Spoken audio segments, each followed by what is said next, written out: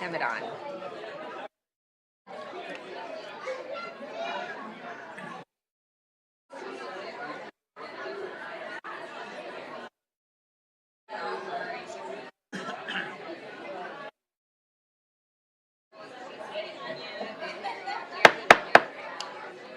Okay, we're going to go ahead and call our meeting to order. All right. Thank you guys for all being so excited. We're going to go ahead and get our meeting started. Thank you. Thank you. All right, I'm calling the meeting to order for open session right now for Tuesday, August 19, 2025 at can't see that. So 6:07. So 6:07. And we are going to start this evening with a pledge allegiance from Sabrina. Is it Samadon? Yes. Sabrina, come on up. Please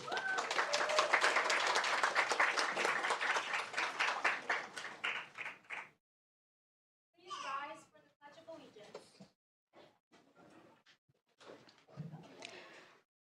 I pledge allegiance to the flag of the United States of America and to the republic for which it stands, one nation, under God, indivisible, with liberty and justice for all.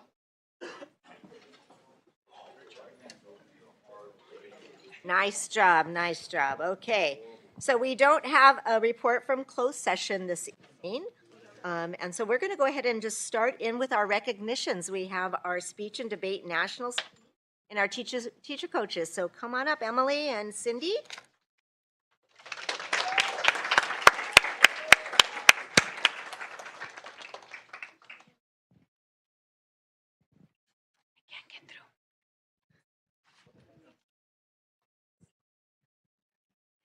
Good evening, board. Good evening, families. Good evening, students, and all of our community here listening. At this time, we would like to recognize our Fullerton Speech and Debate Nationals team that competed this last summer at the national level in Des Moines, Iowa. Presenting the awards and recognitions this evening is Cindy Lee. Cindy Lee is a TOSA who not only supports our English language arts and history programs, but also has a large hand in our speech and debate program in Fullerton. We're also joined, yes, please. We are also joined by Coach Audrey Tohia. She is from Advantage Communications. Our partners, we are so grateful for the board's continued support of this program, for you lending us your lovely and wonderful speakers, because we're doing some great things here. So thank you.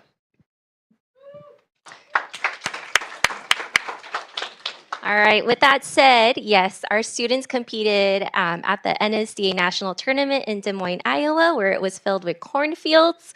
I'm going to give you a little bit backstory, how much of a big deal this is. Our students competed against 6,000 students from over 1,500 schools across the nation.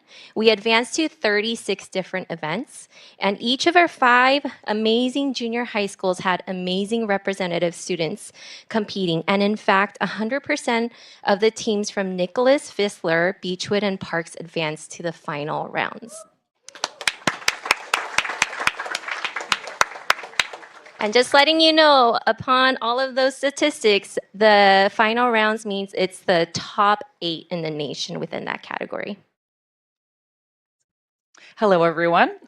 So within this group, we had several students place in the finals, meaning they ranked amongst the top 6 in the nation. So if you hear your names, students, please take a step forward so we can recognize you. Some of you even have your trophies, so it's a little hard to miss you with that extra bling. So Alyssa Sanchez from Nicholas Junior High. She is 6th in the nation in original spoken word poetry, which means Alyssa wrote her own poem and got to perform on the national stage. Jaylene Vega from Nicholas Junior High. Well, Jaylene also wrote her own poem and performed that in the final round, and she placed 5th in the nation. So we're incredibly proud of her as well. We have Ravenna Gigstead from Fissler Middle School. Ravenna placed 5th in informative speaking, meaning she was teaching our audience a thing or two about communication theory, and she placed 5th in the nation. Oh my.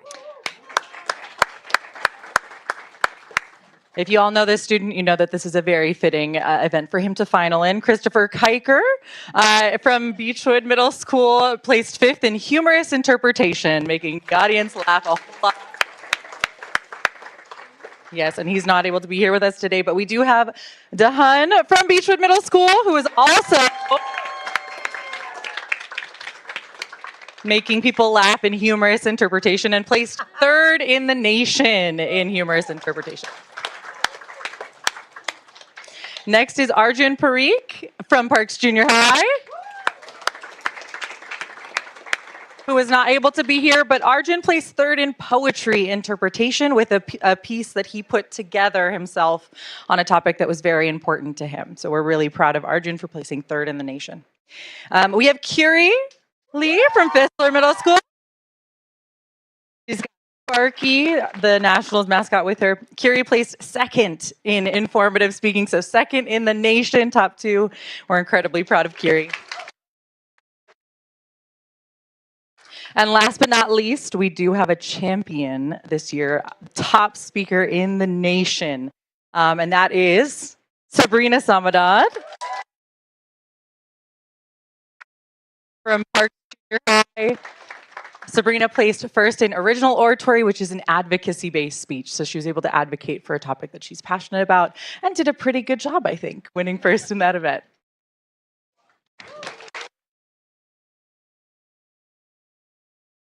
And with that said, we're going to recognize all of our students who are able to be here. We have some students who weren't able to be here because a lot of them moved up to high school and they're fulfilling their ambitions and they have many activities today. And so students, when I call up your name, go ahead and come up, and then we're going to have you guys stand all together. And then afterwards, we're also going to invite the principals and our teacher coaches as well. But I will let you know when. Yeah, okay. Our first student, we have Alyssa Sanchez. Next student, we have Chloe Rosette. Chloe. We have Dahan Lee. Diana Alfara. Have Ella Park.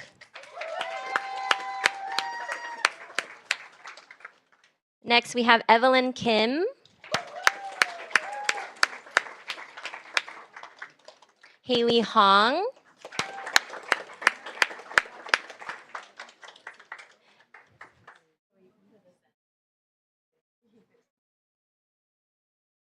Katie Sun.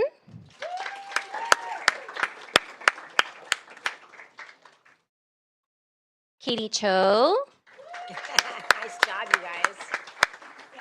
Kennedy Cho. Good, how are you? Curie Lee. Ravenna Gigstead. Sabrina Samadan. Leah Kim.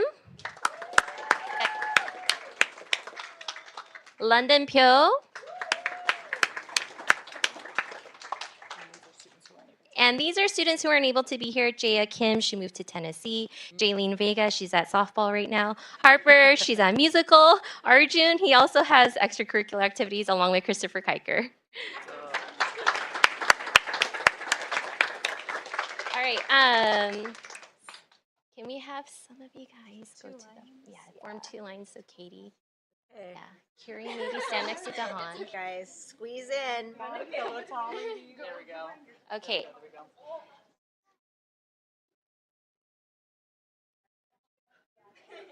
Congratulations, you guys. I'm going to announce that right now. In the top in the nation, you guys. So great. Oh. Yeah. Oh. Well. Oh, wait. Real quickly, pause. I do want to recognize some other names real quickly. Sorry. Oh, Jaylene made it! Yay! Jaylene Vega from Nicholas. Yay, you made it. Okay, after softball.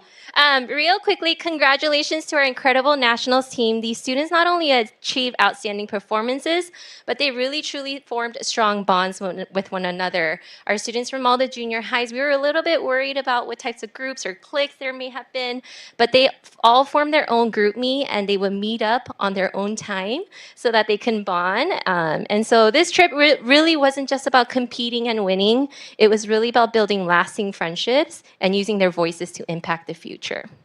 We not only want to honor students' parts of the trip, but we also have some amazing coaches who joined us. We want to recognize Mrs. Wingfield from Parks Junior High.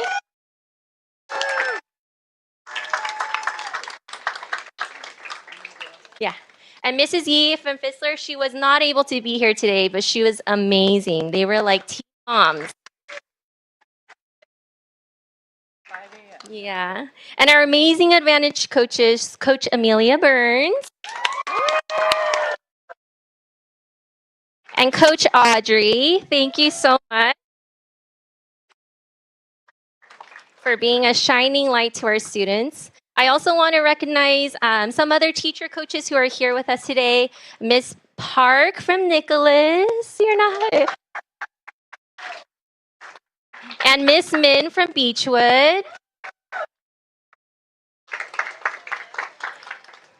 Along with some of our principals who are here.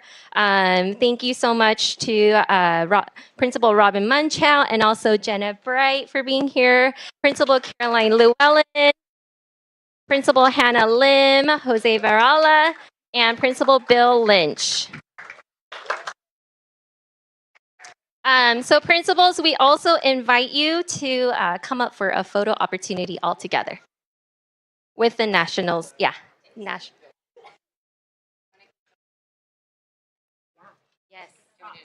Yeah.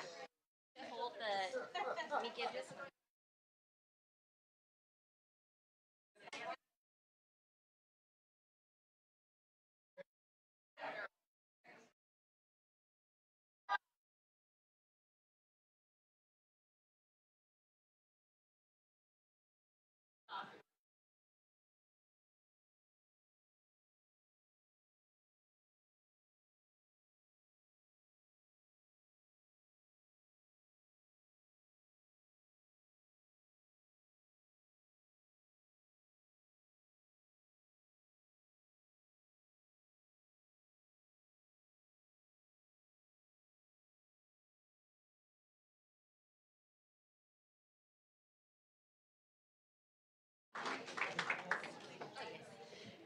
Nationals team, we invite you to come and take a cupcake on your way out. I know you're probably going to want to Sure, you guys take cupcake. Cupcakes or pastries. Congratulations. Thank you guys. Thank you guys so much for all that you do. Thank you. Spectacular.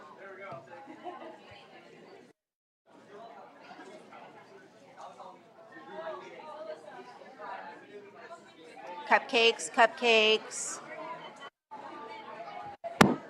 Okay, grab your cupcakes.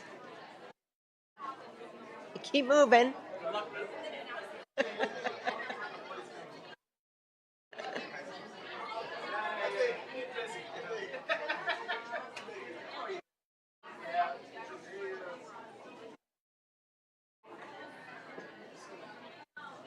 What's real? Okay. Who's going to help us move that along?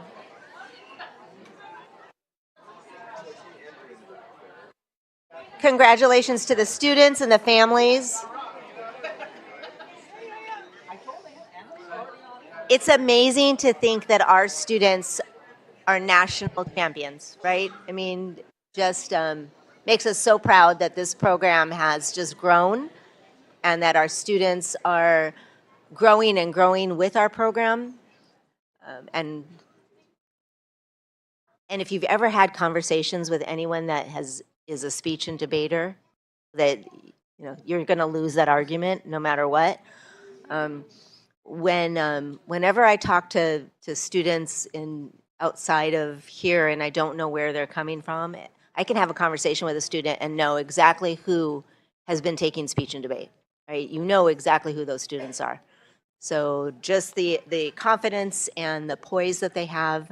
Thank you guys so much. We're so proud of you and congratulations. One more hand for them. And make sure you get a cupcake. I don't think I said we didn't have anything to report from closed session. But moving on. Okay, I did say that? All right. We're going to start with our superintendent's report this evening. And so Dr. Bob.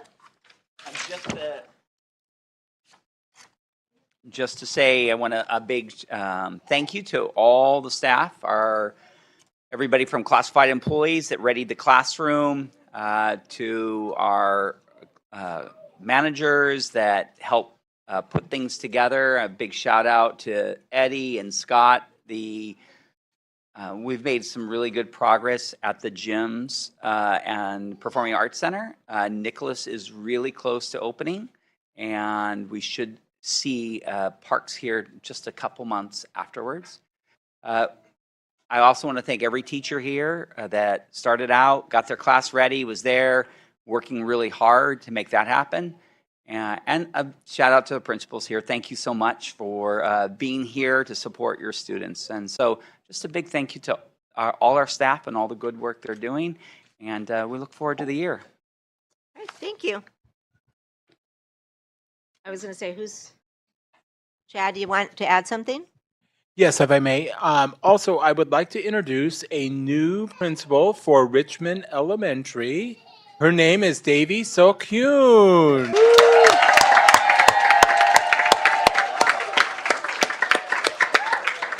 We're super excited to have Davy join us as the new principal at Richmond School. She has been with the Fullerton School District now for 20 years, and she started as a teacher. I won't tell how old she was when she started, but she started at a very young age and her promote and grow and work her way up to this new and exciting leadership position here in the Fullerton School District. I would like Davy to, if she can, to introduce her family and say a few words.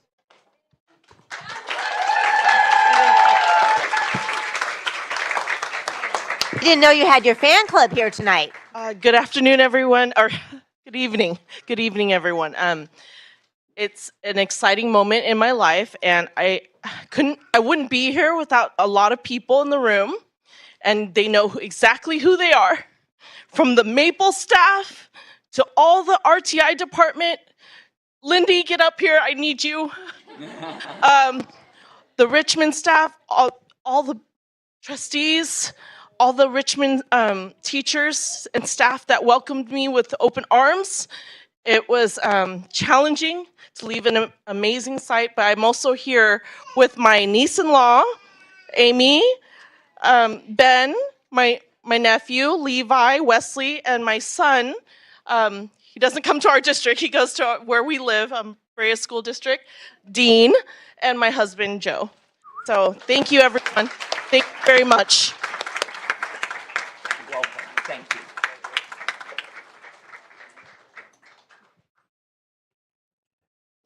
Thank you, Davy, and welcome.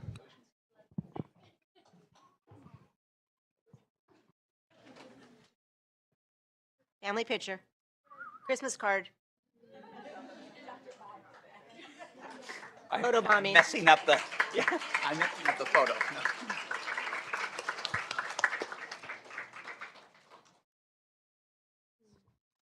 Okay.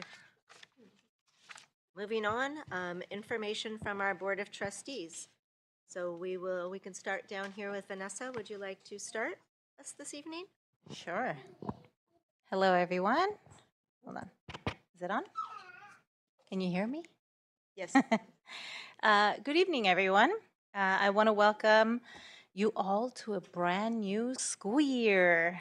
I want to start by recognizing our students, our parents, our teachers, our principals, our staff, and especially our administrators and support teams who worked so hard behind the scenes to make sure that each classroom was ready and our campuses were ready.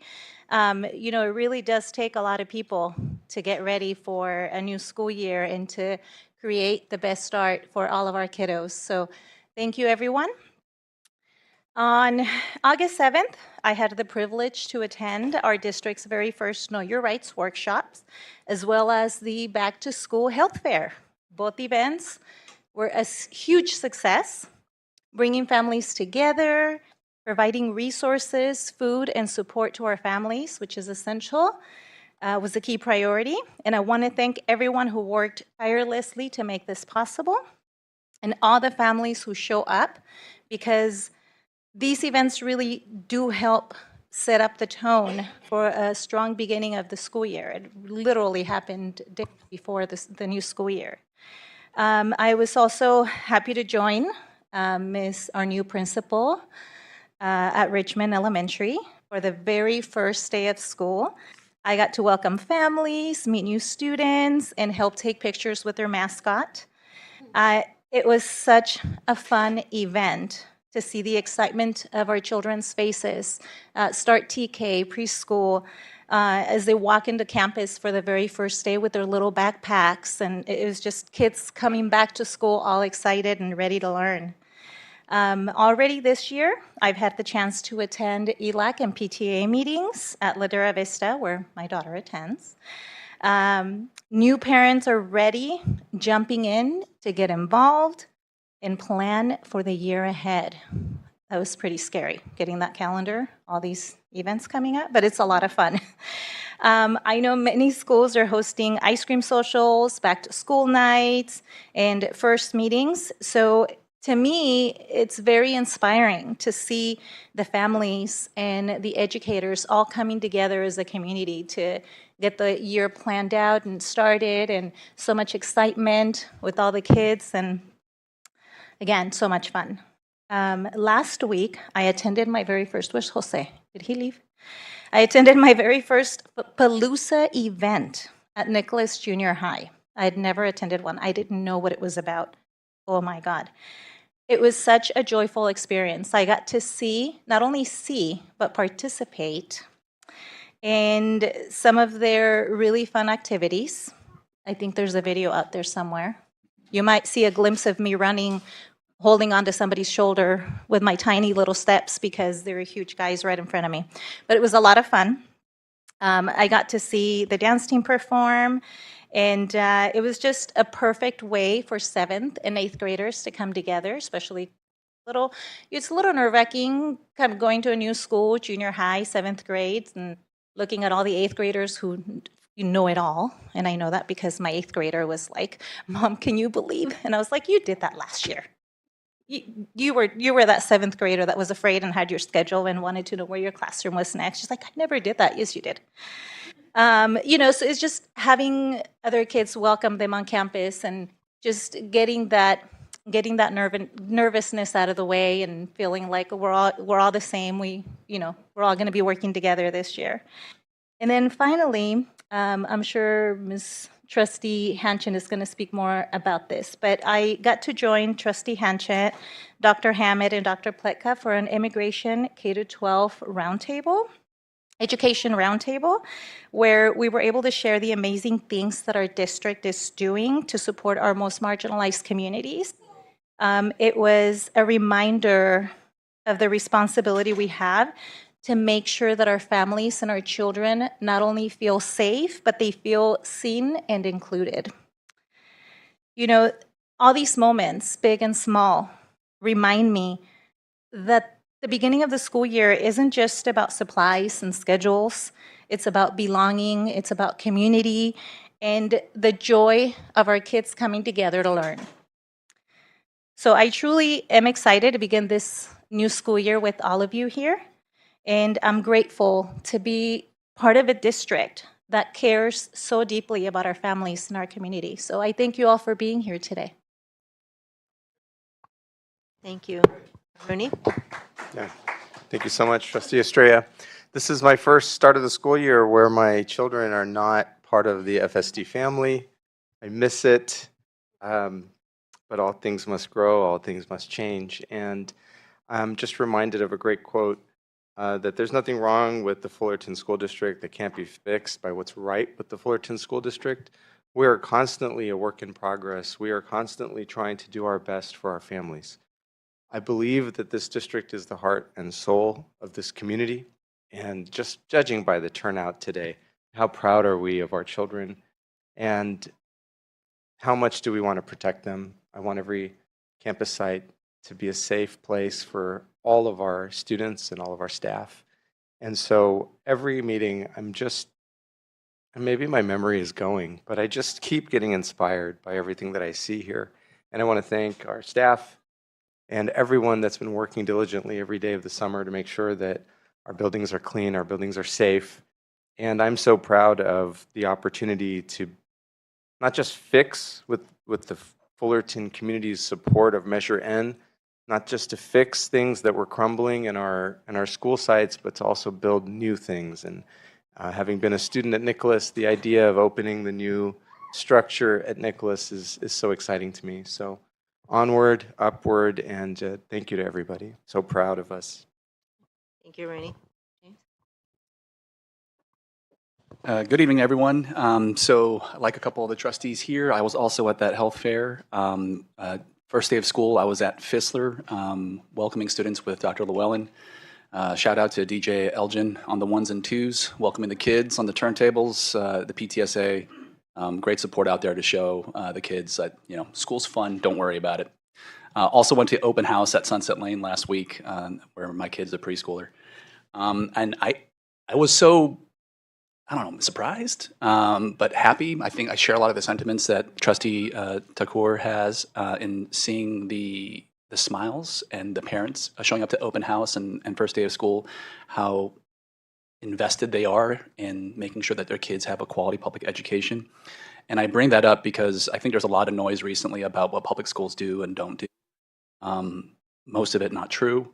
And I think I was resolved to basically be more forceful in the defense of public education. It matters. It takes a village, and we are that village. We are the heartbeat of the community. What separates us from private schools is the private schools can say, you know what, no, I'm not going to teach your kid. We don't do that.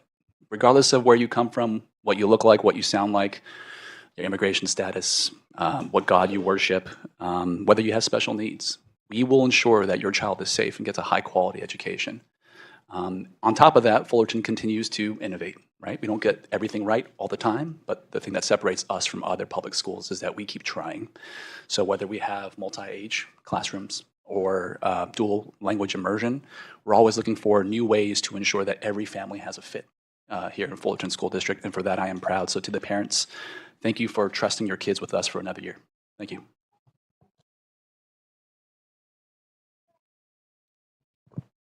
Yeah, thank you. I'm excited to welcome our new principal, Davy. I know she stepped out, I think, to take a photo, but I'm so grateful for her stepping in for Richmond community. I wanted to share about two things. Trustee Estrella has brought up the fact that I shared last time we were here that I was organizing and co-hosted a meeting last week on immigration and education. We had over 55 Orange County trustees, superintendents, staff, as well as NGO partners from throughout the county attend. And Dr. Bob and Dr. Chad and Trustee Estrella and Vanessa and I were both able to share about our experiences and our innovations here in FSD to ensure that our schools are safe and welcoming, and how we are supporting our students, staff, and families as much as possible. We started our meeting with information from our own Jody Vallejo, who has been really instrumental in helping our school district understand the trends that are happening here, and she updated us on what was going on over the summer and what she expects to see in the new school year based on the patterns that we're seeing both in Orange County as well as nationally. And she reminded us that what schools do today will frame the context for the generations to come and the decades to come. She reminded us that schools are sites of democracy and that the current moment is a window of opportunity for innovative and brave actions. So we heard from Josh Newman, who shared with us some of the legislation that's happening right now in Sacramento that may be supportive or helpful for us as we think about protecting our students and our families, as well as funding opportunities. We heard from OC Supervisor Sarmiento's office on what they're doing at the county level, but it was especially helpful to hear from other trustees, especially when I thought about Santa Ana, Garden Grove, Anaheim, where there are other districts that are doing a lot to also work with immigrant families and students in ways that we can learn from their experiences and share best practices as we work on this together. I think there was generally a really positive response from the community, a real hunger for more. And one of my primary goals in bringing those folks together was really to build a trusted community where we could exchange best practices and ideas and encourage one another in this work. And so while I believe, and I shared that I think FSD has been proactive in this work, we can both share and encourage others, but we can also learn and listen and come up with good ideas together. So the plan is to meet again soon. There's especially a desire to continue exchanging resources and information, so I will keep my board posted and share when that will be and how that will play out. But the second thing I wanted to share with the board especially is the fact that I had a chance this week also to meet with leaders from our city, especially our housing team that is led by Dan Valdez and our city housing manager and then Councilman Zara. So again, on our side, Dr. Hammett joined me, Rosanna Fonseca, Grace Cortez, who's our new SSA at large, and then Juan Fonseca. So we were able to have this really valuable meeting to learn more about both what some of the programs that the city offers, ways that they can help support our families that are experiencing homelessness or in unstable housing situations. And then we also got to share some of the great things that we're doing for our students, especially those that we consider the McKinney-Vento qualify under the McKinney-Vento Act, which is a little bit larger than the city's definition of homelessness, but really gets at some of our most vulnerable families. We were able to brainstorm together and think about how we can support families. We discussed some really big ideas like where will all the tiny homes go once we have more than two, what the possibilities might be in the city as well as red tape that exists to pursue that. But we also brainstormed about rental assistance programs that we might look into, a trust fund that or a foundation that might be available for families to think about first and last month's rent as a way of supporting families that are very vulnerable. But then we also made some concrete plans to bring our city staff to future SSA professional development meetings where they could both learn about the rental assistance that's available through the county and the city and be able to connect our families to those really important resources to help them. So it was a really critical conversation. I'm really appreciative of the city housing manager for inviting us because I know in our district, Rosanna was able to share that we have at least 140 students who have already been identified this school year who are experiencing housing insecurity.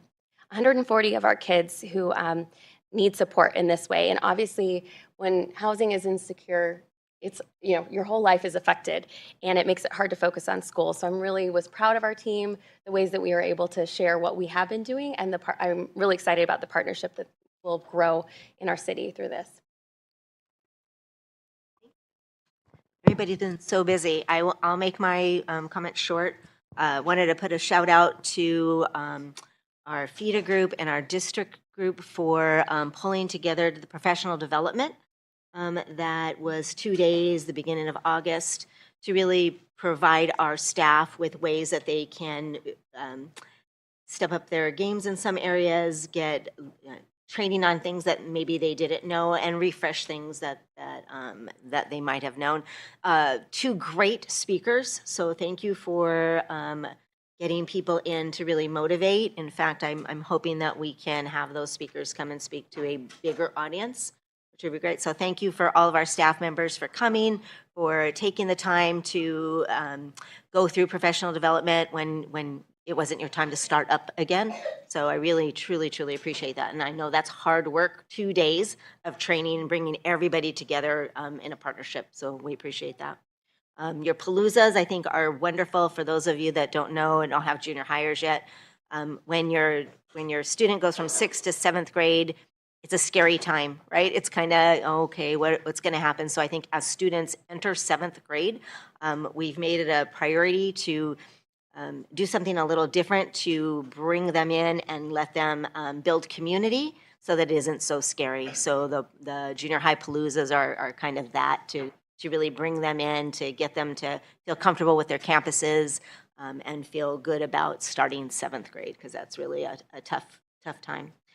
Thank you to everyone for all of our summer projects. Summer, people ask us, oh, you guys had the whole summer off. Well, we really don't have the whole summer off. And thank you guys for all of the hard work, all of the meals, everything, all summer school, and then all of the summer projects. So if you guys have campuses and you're driving around and you see new playgrounds, you see new marquees, you see all of the things that are happening, we truly, truly appreciate getting some of that stuff done during the summer. So I just wanted to make those announcements.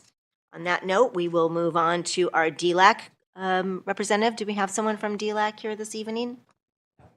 We do not have a report from DLAC. Any report? No? Too early. Okay. I did see Joanne, PTA, where I thought I saw her. There you are. Okay. So each meeting we invite our associations or groups to come and make a statement. And so Joanne is representing our Fullerton Council PTA. So she's our PTA representative. So go ahead, Joanne.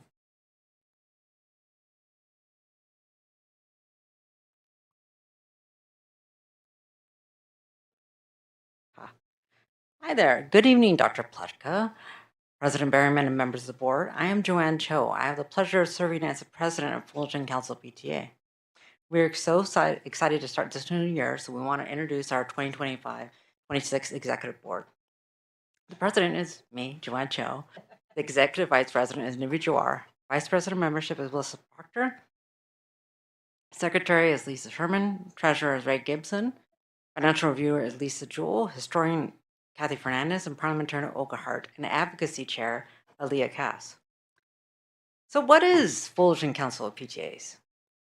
A council is a group of PTA school units organized under authority of the California State PTA for the purpose of collaboration, leadership training, and coordination in the efforts of member units. A council provides the school units within a city an opportunity for cooperation promoting their common interests, discussions regarding their common issues. It coordinates the work of member units and other agencies and organizations in the area working for children, youth, and it serves as a channel of communication between state, district, and the units. Whew, that was a long one. Our Fullerton Council PTA membership drive is going strong. We have over 2,170 members at our PTA at our school unit sites right now. Woo-woo! That's a great start.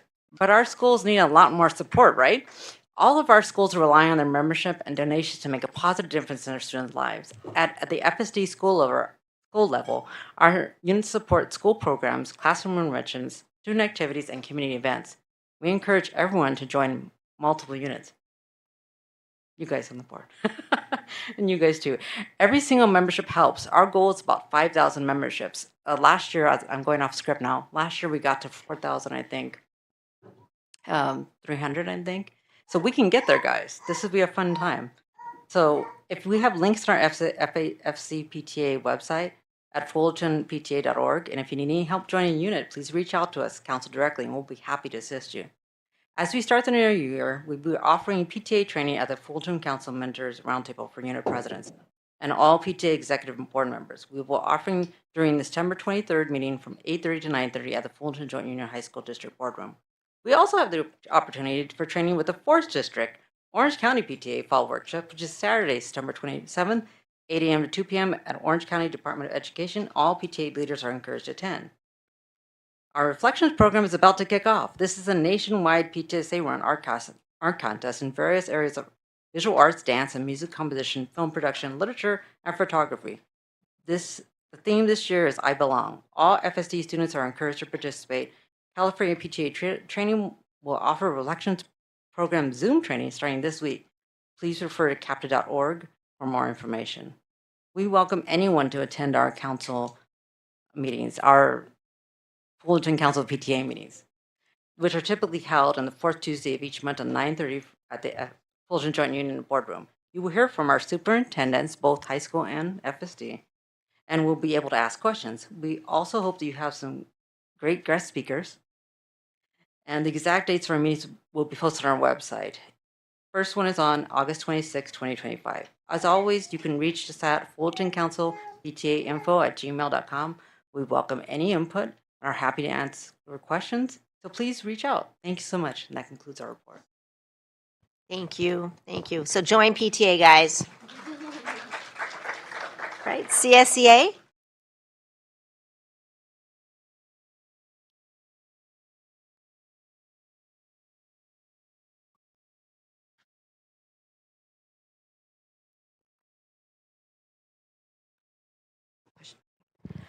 Good evening, everybody. Dr. Pletka, President Berryman, School Board and Cabinet.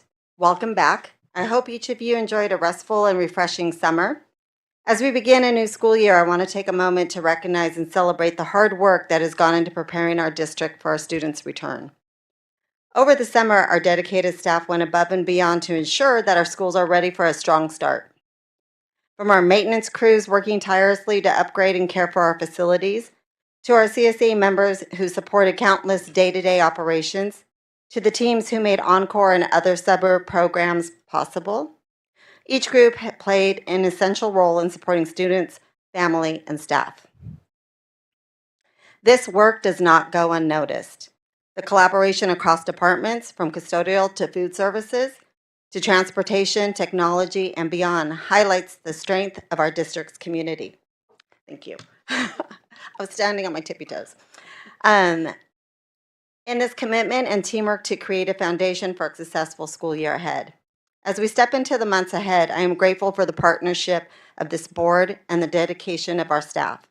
Together, we will continue to serve our students with excellence, ensuring every child has the opportunity to learn and thrive. Thank you for your leadership and your continued support. I look forward to all we accomplish this year. Thank you. Thank you. All right, FIDA? Darlene's right there. I was hoping all the parents would still be standing in front of me personally. Okay, but I do like this mic better than the big nose one we had before. Good evening, President Berryman, board members, Dr. Pletka, cabinet, FETA members, and guests. On behalf of the members of FETA, I want to welcome everyone back and thank the board, our staff, parents, and community members for their continued support and collaboration. Our teachers, as always, are deeply committed to providing a high-quality, equitable education to every student. We return to our classrooms and schools this year with enthusiasm, determination, and professionalism. This school year has started with a flurry of excitement, questions, and solutions. While we're excited to welcome students, we all are seeing more complex academic, behavioral, and emotional needs in our students. We are appreciative of ongoing discussions with you, Dr. Hammett. I have him on speed dial.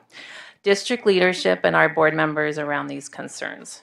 On August 6th, we welcomed approximately 40 new teachers and counselors at a luncheon, once again masterfully planned by Nina Moda. On August 7th, I had the opportunity to attend the updated Know Your Rights presentation at Nicholas. Thank you, Vanessa, for reminding me of the date. After that, I was ushered into the health fair set up by our community schools group. It was amazing. The information and resources that support our students and families are so needed at this time. Fissler's Masked Teachers was a fun welcome back, not only for students, but for me, as we celebrated the incredible dancing talents of the staff and especially the magic of the DJ, Jesus Arube. Thank you, Cynthia Rounds, for inviting me. We look forward to a wonderful school year with our continued emphasis on meeting our students' needs. Thank you. Thank you. FESMA? FSD does not have a report. Okay, this is the part of our meeting where we'll open for public comments. So I will go ahead and read. So the board meeting follows rules of decorum per board policy 9323. Individual speakers shall be allowed 3 minutes to address the board on each agenda or non-agenda item. The board limits the total time for public input on each item to 20 minutes. The total time allotted for public comment shall be 30 minutes. Public comments about an item that is on the agenda will be heard at the time the agenda item is considered by the board. Public comments about an item that is not on the posted agenda will be heard at the beginning of the open session when called upon by the board president.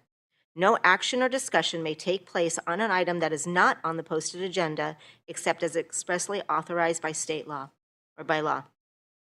Since the board cannot take action on items that are not on the agenda, such items will be referred to the superintendent for handling. Board members may request that an item be placed on a future agenda for future discussion. The board president and superintendent will determine the best time and place for an item on the agenda. Persons wishing to address the board are invited to complete and submit a request to speak slip to the executive assistant, and the slips are in the back by the entrance of the room. Normally, we have, as it says, 20 minutes for each item. I do believe I have several speakers on the same topic that will go over 20 minutes, and if my board is okay with it, we can go over the 20 minutes, or if we can stick with it. What I would ask is that as you are making your statements, if in fact somebody else may have said it, you can refer back to that, but we will go through. We have 13 public comments on the same item, which is not on the agenda, but it's about the same thing. And so we do appreciate people coming and speaking to our board, and so we don't want to get in the way of any of that. So we appreciate all of you guys coming out this evening. So we'll go ahead, and I'm going to get started, and I apologize right now if I butcher your name. I'm so very sorry. And so I believe we'll get started, and I will do our first. I'll read the first name and I'll read the second name. So the first person can come up, second person can, and then I'll try and do those in two so that you guys just can be ready. Okay. All right. Okay, board, we're good. Okay. All right. So our first public speaker this evening will be Stephen Jollins. Stephen. And our second, thank you, is Rick Panna.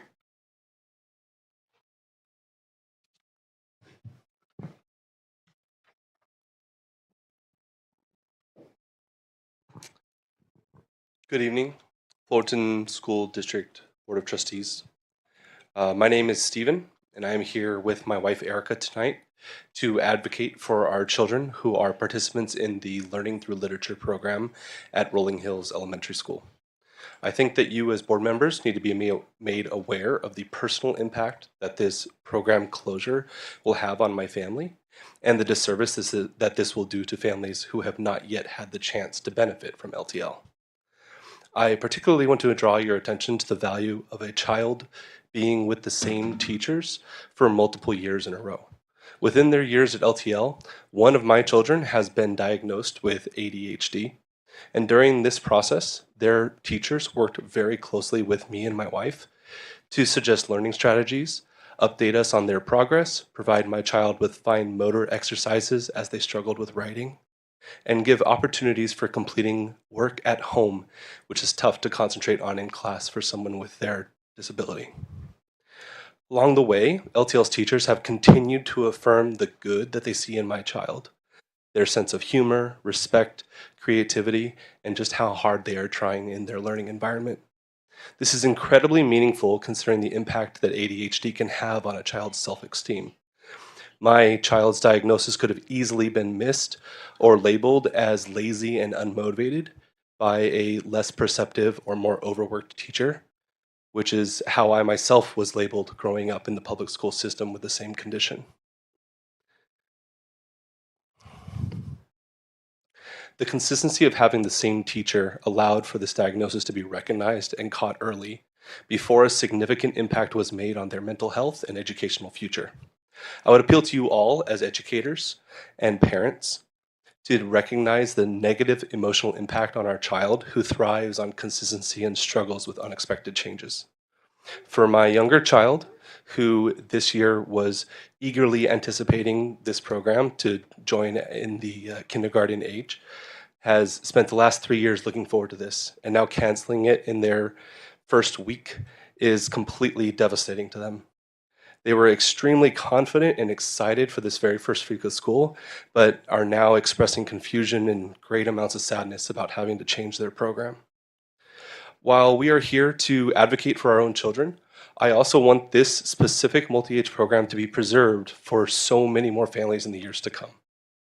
This is a literature-based program we are talking about that is sorely needed in a time where childhood literacy rates are extremely low. It should not just be families like our own who get to benefit from LTL. We respectfully ask you, as the school board, to direct our district to grant us a longer pause for recruitment so that we can reach more families. LTL has incredible teachers who have poured their entire careers into this program and has developed a passionate community of parents, as I'm sure you will see tonight. Learning through literature is an asset to our city, which should be better advertised by the district itself, rather than being canceled in order to simply meet the bottom line.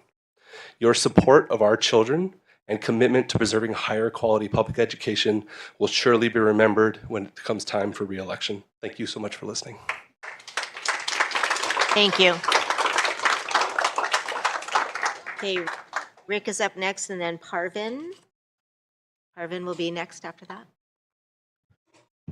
Good evening. Thank you. I'm also here to talk about the closure of the LTL program. We're from out of the district, and we love LTL. We love Rolling Hills. We feel like our values align with your program and your school. My older daughter, who's now 10, went through LTL, and my younger one is in LTL now. She's in 2nd grade. My older one went through COVID, and the teacher was fantastic. The multi-year program is a commitment, and the kids are partners in that commitment. They have buddy reading and buddy art. They help each other find a bathroom in the first week. They do various things together. This is a 4-year program where they work together. It's not separated. And my child is devastated because she's losing her little buddy, she's losing her partner, she's losing her reading partner and art partner. And she was looking forward to being a mentor after being mentored for 2 years. It was her turn. So first, a rant. This is mostly for me, to make me feel better. I apologize. Dissolving half of a 4-year program is disruptive to the learning and the community that was promised to us by this program, a program for which I passed 3 elementary schools to get to. And saying we'll just start again next year shows an utter ignorance of the whole multi-age process. You're canceling half the class and doing it after hours on a Friday after the deadline to get it on your agenda, despite knowing this was a possibility, is simply unacceptable and borderline nefarious. Like you found a way to cancel a program without getting parental input, but I'm just presuming. I believe 2 of you have kids in a multi-language program, and I think one of you has a kid in Troy Tech. These are both special programs. Imagine if your program was canceled in such a way. Okay, second, what do I want from you? I think all of us agree that we shouldn't be here in the first place and that we don't want to be here again. So how can we do that? Well, you're concerned with equity, right? The way to make this program equitable is to make it available to all children who want to participate. That means reaching out to underserved communities or those students whose home districts do not offer these programs. Equity does not mean taking away this program that already exists for so many children. Thank you for your time. Thank you. Okay. And then after Parvin will be Stephen Smith. Hello, my name is Dr. Parveen Shahrastani. I'm one of the parents in the LTL community, but today I'm actually reading you a note written by a different parent who could not be here at the last minute, so I have volunteered to read for her. Good evening, my name is Rosemary Viveros, and I am here as a parent of 2 children in the LTL program. We came from the Anaheim School District, and honestly, it was not a hard decision to bring our kids here to Fullerton. We knew Fullerton offered stronger programs, and the unique literature-based multi-age program was exactly what we wanted for our children to thrive. For my family, this program is more than just a classroom structure. It's a way of learning through literature, through books. And in a world where technology is taking over so much of our children's lives, I can't emphasize enough how important it is for them to learn through stories, through reading and through writing. Books help them imagine, create, and connect with each other in a way no screen can. As a Hispanic immigrant, this program is especially meaningful to me. I wanted my children to learn English not just from a textbook, but through the richness of literature, through characters, stories, and writing that help them not only gain language, but also build empathy and critical thinking. That is something I value deeply, and it's something LTL has given to my kids. This sudden dismantling of the program is not just disruptive academically, it's affecting my children emotionally. My older son, Santi, had been looking forward to being a buddy reader to a kindergartner, a tradition that builds responsibility and pride. My younger son, Sammy, is a pandemic kid who was especially looking forward to sharing a classroom with his big brother. For him, that security was everything. Now that has been taken away. Pandemic children already carry the weight of trauma and lost opportunities. An abrupt change like this only makes it harder for them.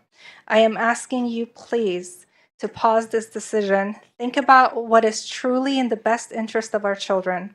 Programs like LTL give them not only academic skills, but also confidence, security, and a love of learning that will last a lifetime.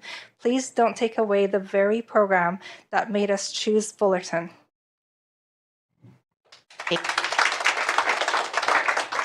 And thank you for doing that for her. All right, it'll be Stephen, and then it'll be Leslie Green next, after Stephen Smith. Hi, my name is Stephen Smith. My daughter is a new kindergarten student at Rolling Hills in the LTL program. My wife and I spent months researching this program, and we specifically requested a transfer from Beechwood so that she could participate in LTL. We were excited about the continuity, the opportunity for parent involvement, and the curriculum that was advertised.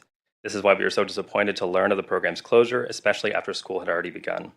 Had we been aware that this was a possibility, we would have made a different enrollment decision for our daughter. Instead, our family is now in a very difficult position, scrambling to research alternatives after most schools are already full. This has been stressful not only for us as parents, but also our 5-year-old daughter who is just beginning to feel settled. I respectfully ask the district reconsider this decision to close the LTL program this year. If that is not possible, I hope the board will take steps to ensure that parents are given clear communication and earlier notice in the future so families are not placed in such a challenging situation. Thank you for your time. Thank you. All right, Leslie Green is up next, and then Grace Hoke is in waiting.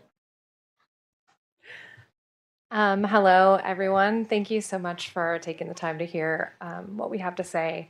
I chose LTL for my son specifically because he is a 2-household kid, which means he goes back and forth between my house and his dad's house. One of the appealing things about LTL, besides the amazing way that they link literature to like every single subject, is that he has the consistency of the same teachers, the same classmates over many years. When he was in kindergarten and first grade, he really struggled to go to school, to actually enter the school. And the wonderful teachers last year helped him. And this year, when he started school, because he already knew all his classmates and his teacher, he went in without even hugging me, which was a huge step for him. So having that continuity is so important. The other thing that's great, which some other people touched on, is the big buddy, little buddy system. And now that he's a second grader in the older side of the room, if the little buddies are gone, he may not have the chance to be able to mentor the younger kids the way that he would if they were in the classroom. I know there's been some talk of making them able to still have buddies, even if they're reassigned, but I think it's different working like in a room collaboratively with all the kids of different ages versus having them just brought in periodically.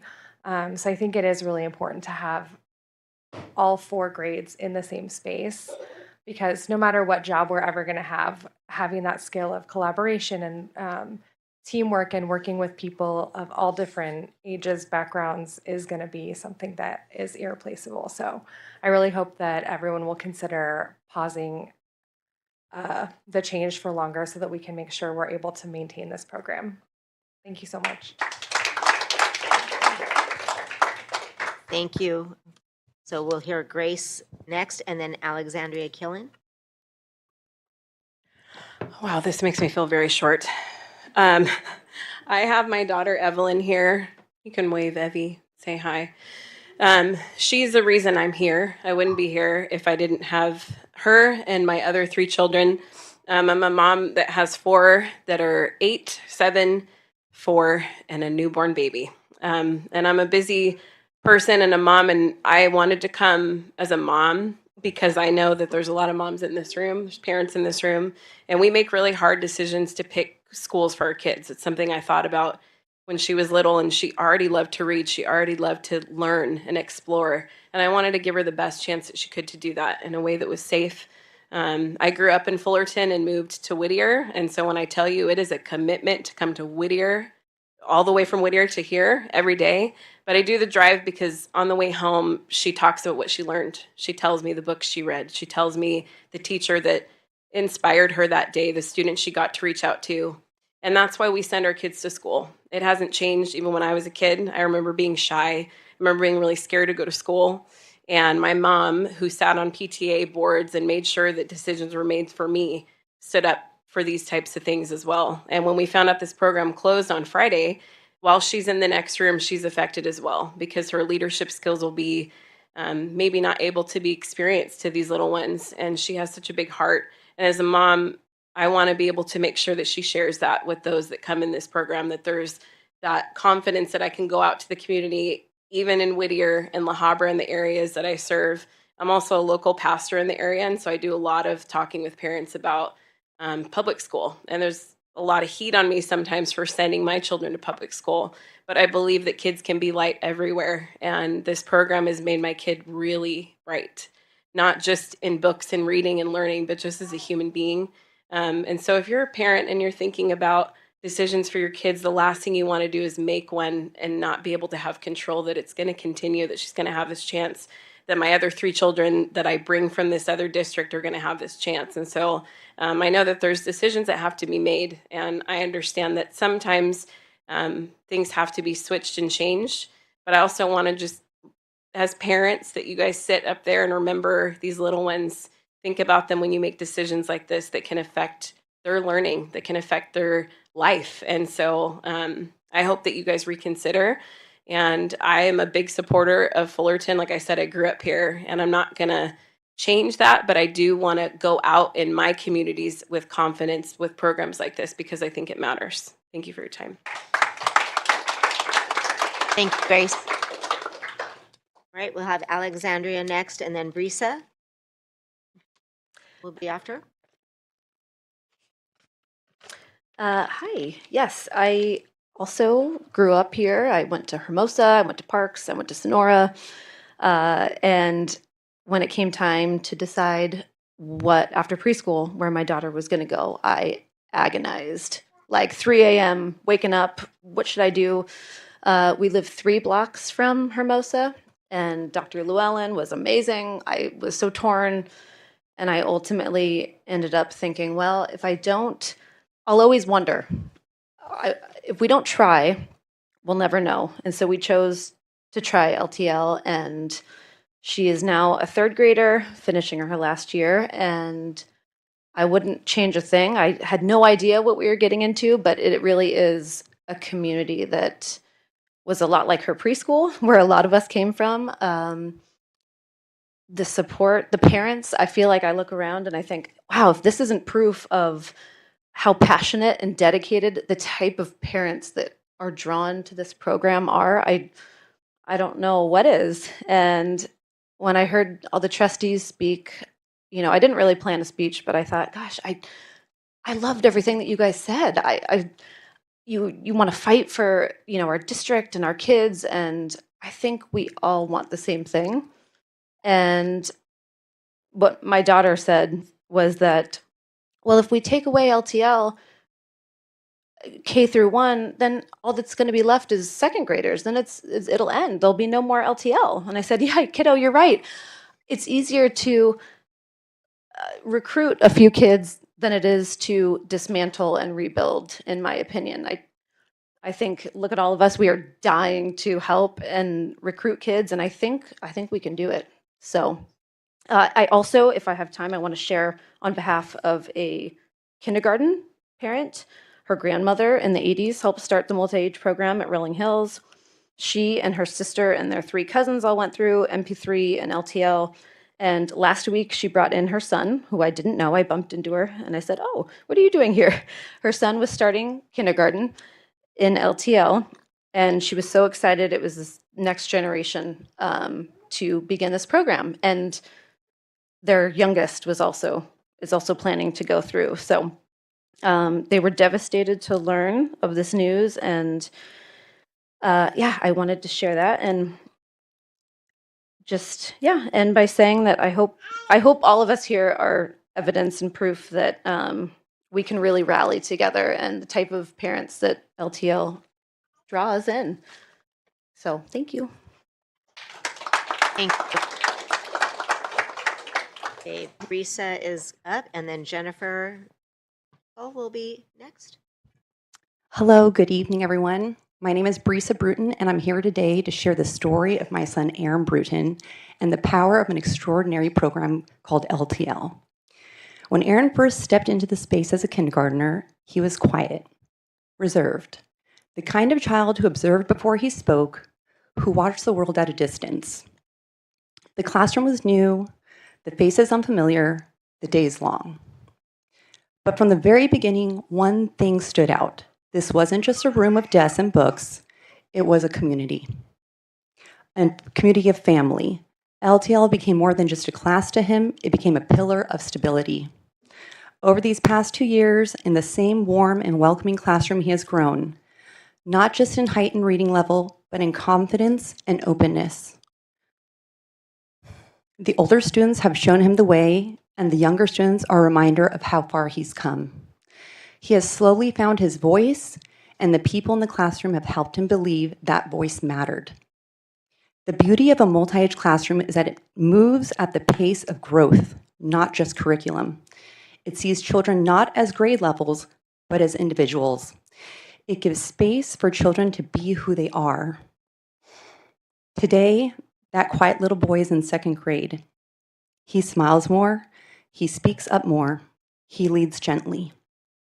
He's more confident, and not just because someone told him to be, but because he was given the space to grow into it, in a place that never rushed him.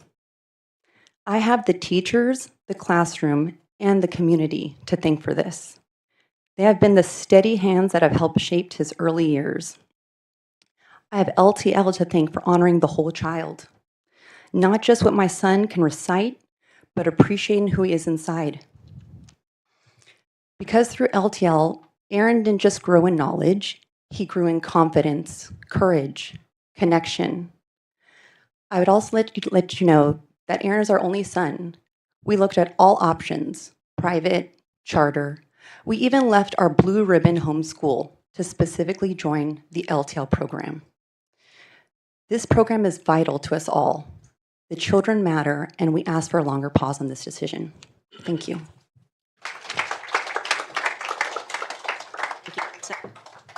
Right, after Jennifer is going to be Brianna.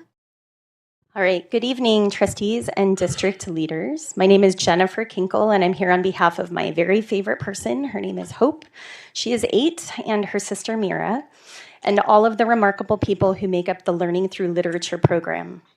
I know you've already received my letter to the board, and I want to thank you for reading it and for the thoughtful responses from Beverly Berryman and from James Cho. The Fullerton School District is a special place. It's a community where educators, families, and students work together. And programs like LTL show the district's commitment to innovation, inclusion, and excellence. I also want to thank you for the update we received today with the Pause, Plan, Prepare framework. I'm grateful for the pause. It shows you've listened and are giving us a chance to meet enrollment goals. Today's message showed real transparency, and for this partnership to succeed, we'll need that same clarity moving forward about numbers, timelines, and what success looks like.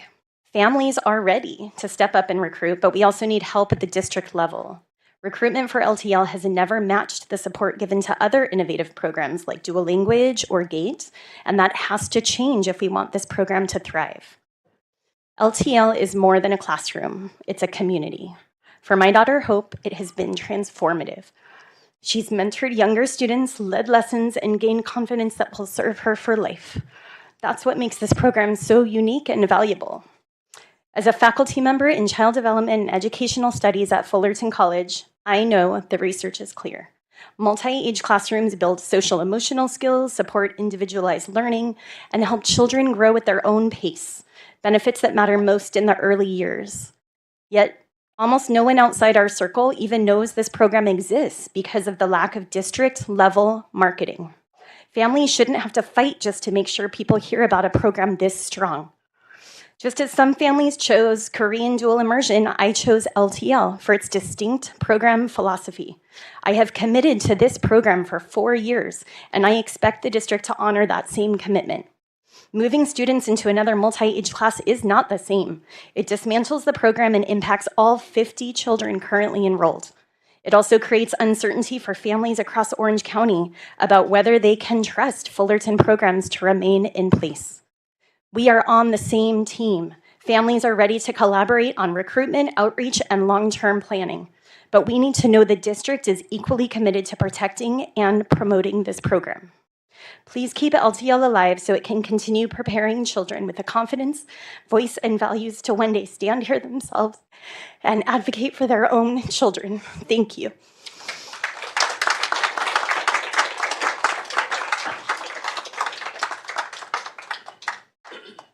Okay, we'll have Brianna and then Violet's next.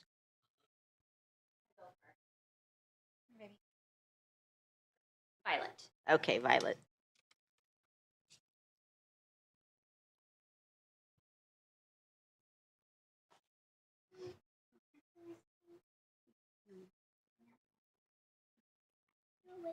You can do it, Violet. You got this. One sec. We'd love to hear what you want to say. First say, my name is Violet. Say, my name is Violet. This is an example of what happens in the classroom. Say, my name is Violet. My name is Violet. And say how old you are.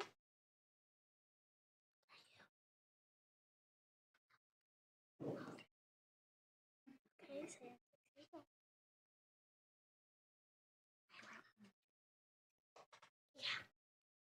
They made a TO for a special classroom, and everyone loves it.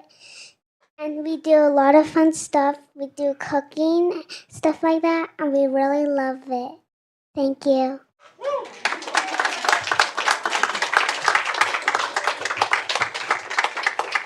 Nice job, Violet, and your big buddy, I think. Hello, I'm Brianna. I'm Violet's mom. Violet attended a multi-age preschool where we got to see Violet thrive, thank you, and watch her mind blossom while soaking up so much from older kids. It really showed us the power of that kind of environment. When it came to looking at schools for her, when her preschool days were over, we looked into private schools, charter schools, and even thought about homeschooling. Sorry, I'm almost crying from earlier from her. She's so cute. But when we heard about the multi-age classrooms Rolling Hills had to offer, we knew we had to check it out. When we went on a tour, we saw all 3 classrooms, and I like to say it almost felt like a college recruitment. I think other parents here know what I'm talking about. All of them had amazing things to offer. But while we agreed they're all great, in the end we decided on LTL because there's something really special about the curriculum that is woven together with stories and books. It's like instead of just memorizing facts, kids get to explore ideas and concepts through characters, narratives, and it makes learning feel more engaging and relatable. I'm sorry, I need a tissue. Violet absolutely thrived in kindergarten last year. She excelled in all subjects and I really believe that's a testament to her amazing teachers, supportive classmates, and all our dedicated parents who make the classroom so vibrant. Each day we have been so happy in choosing the classroom that we did. Receiving the news on Friday evening about LTL's classroom closure left her heartbroken. It was the saddest news to her start of her first grade year. We implore you, board members and superintendent, to reconsider this decision and put a pause on the closure of our LTL program. Your support in the promotion of our program to help fill the spots we have available. If you guys close down K through 1 LTL, it's not a classroom you're tearing apart. It's a family, a community that has nurtured our children's growth and love for learning. Thank you. Thank you. I'm sorry, we have Jasmine and then Kathy. How you doing? Thanks very much. I'm actually from one of the ABC classes. This is another multi-age program. So I'm here in solidarity with the folks from LTL. And there's a couple points that I want to raise because I'm also one of the inter-district families, or my family is, and I have 2 girls at the school.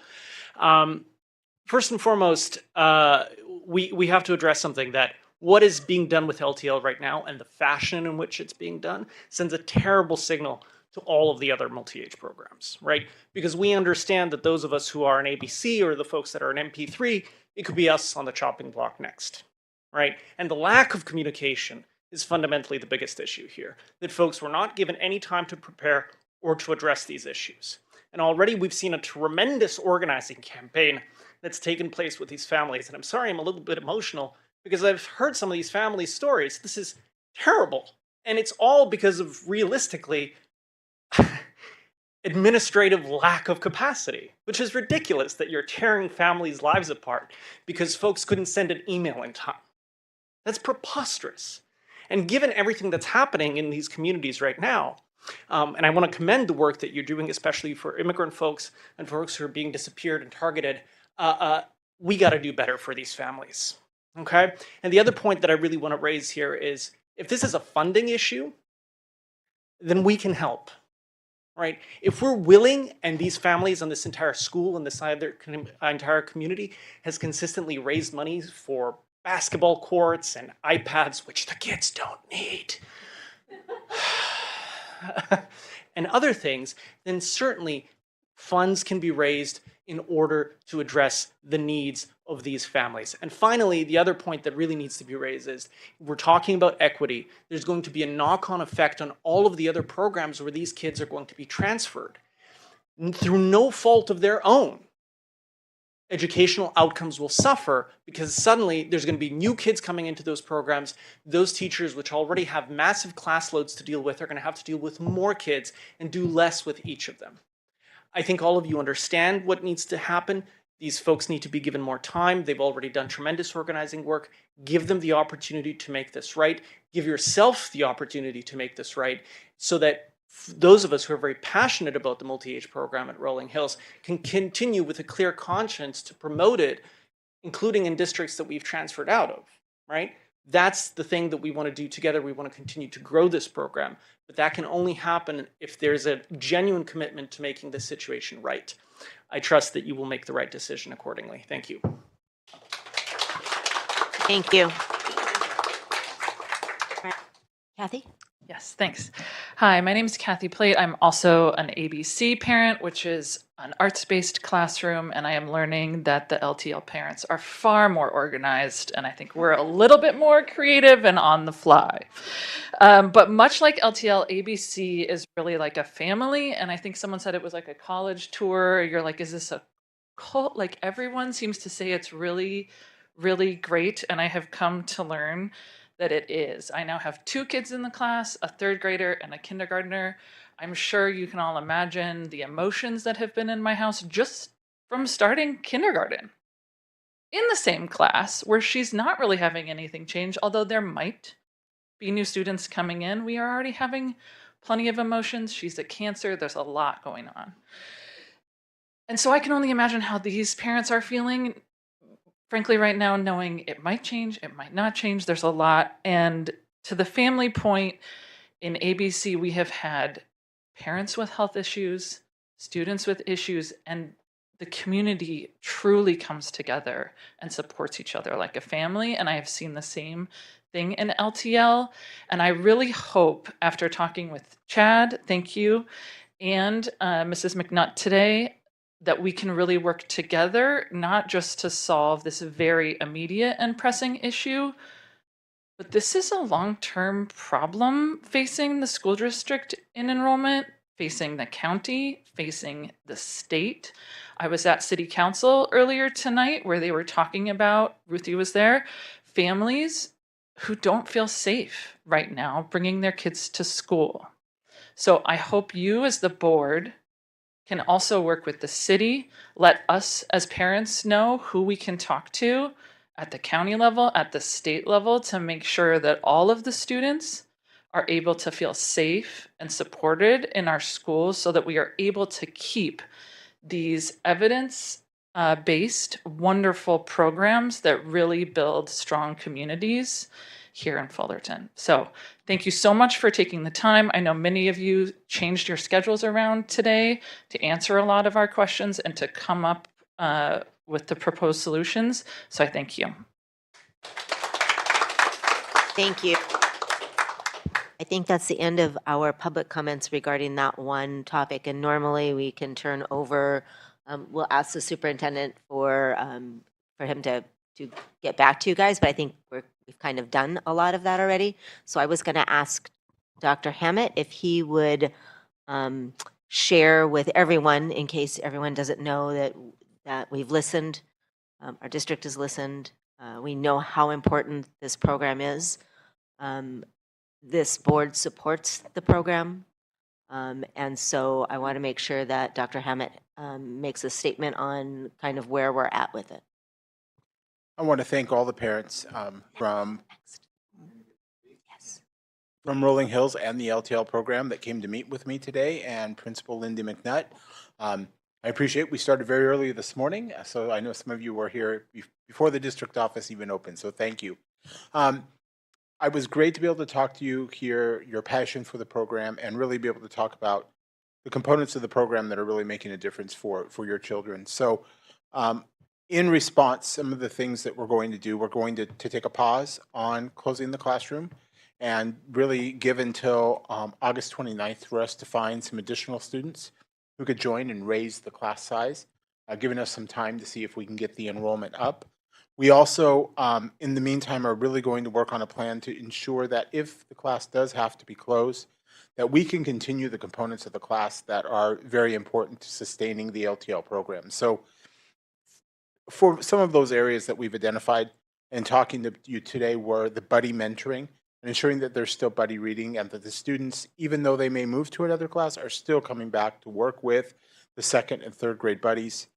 There's a mystery reader program, a star student activities, and then a popcorn factory that the LTL program has participated in. So ensuring those items continue.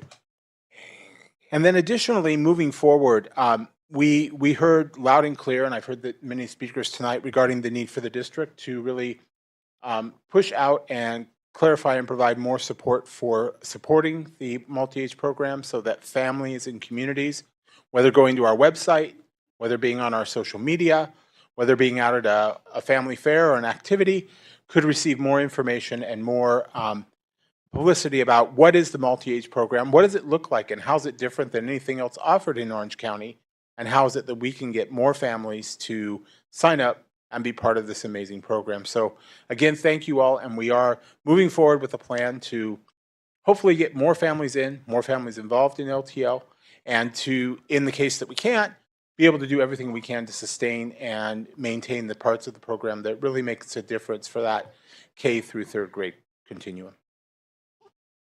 So in other words, it's not over. So we will continue the dialogue. You'll continue to work with our district, and we're hoping to move forward and come up with something. So thank you all for speaking. And we're going to move on to the next public comment. Rudy Kraus.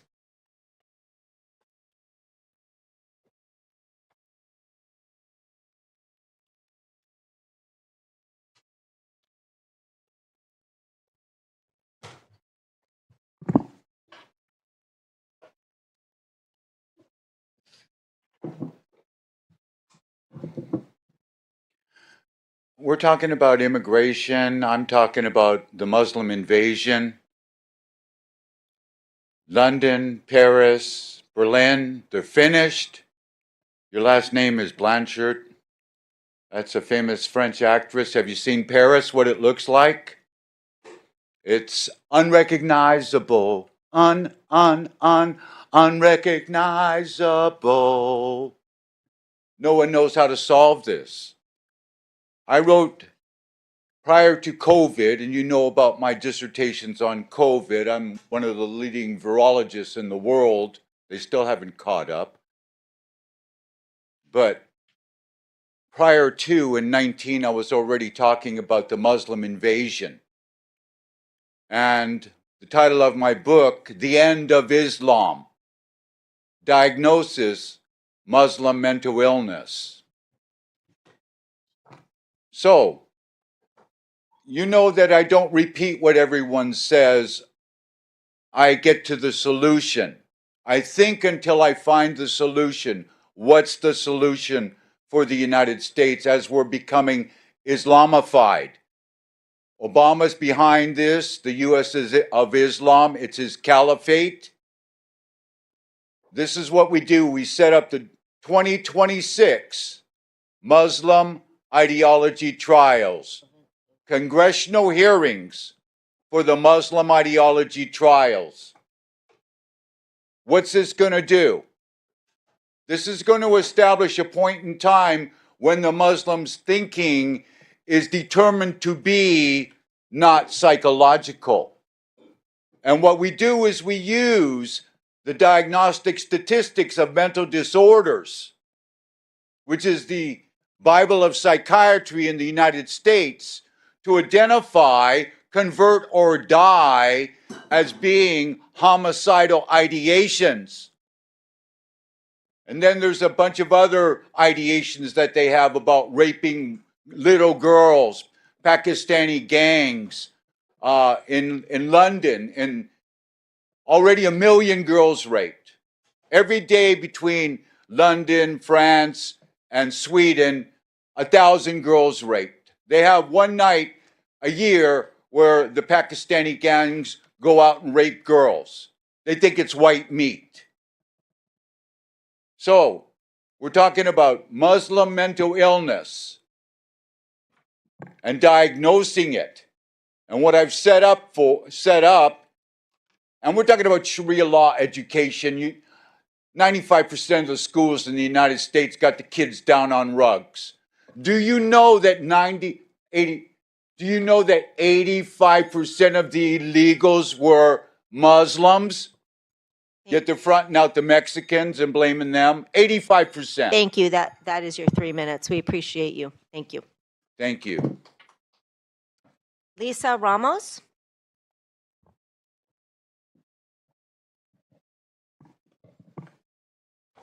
Oops.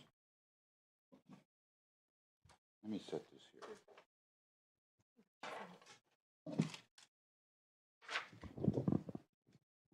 Hi, I'm Lisa. I've spoke here before a few times, and it's really been a nice day today, so didn't want to rain on anybody's parade. But I'm really glad I came to hear parents talk about the LTL, which I had no idea existed, right? It sounds like a good program. It does sound to me, though, like it doesn't have enough promotion, right? I don't know if this is because parents, they're busy. Maybe they don't have time to really get out like these parents did tonight and, try to promote it.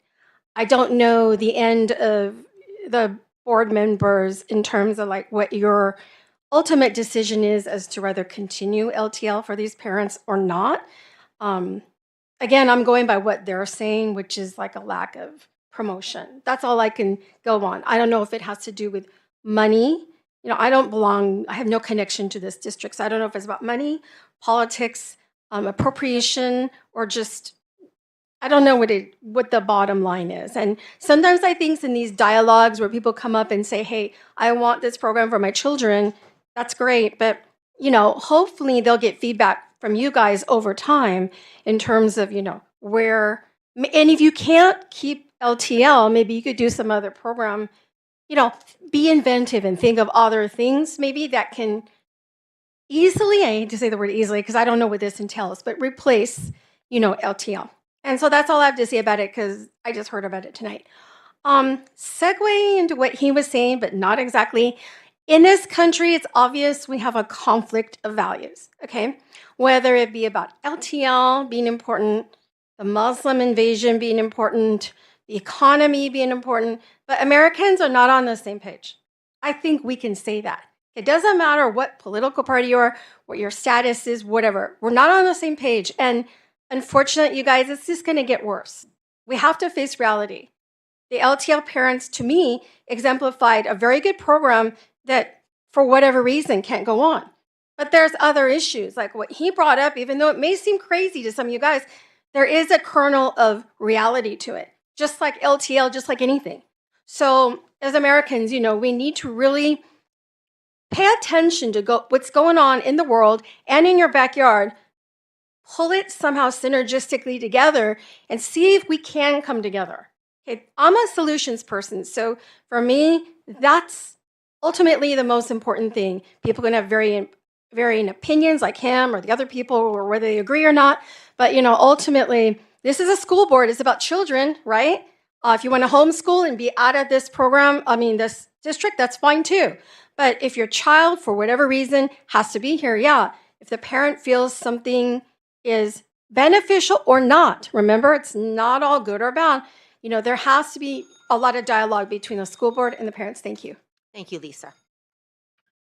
Okay, last speaker for public comments right now is Sierra Sanchez.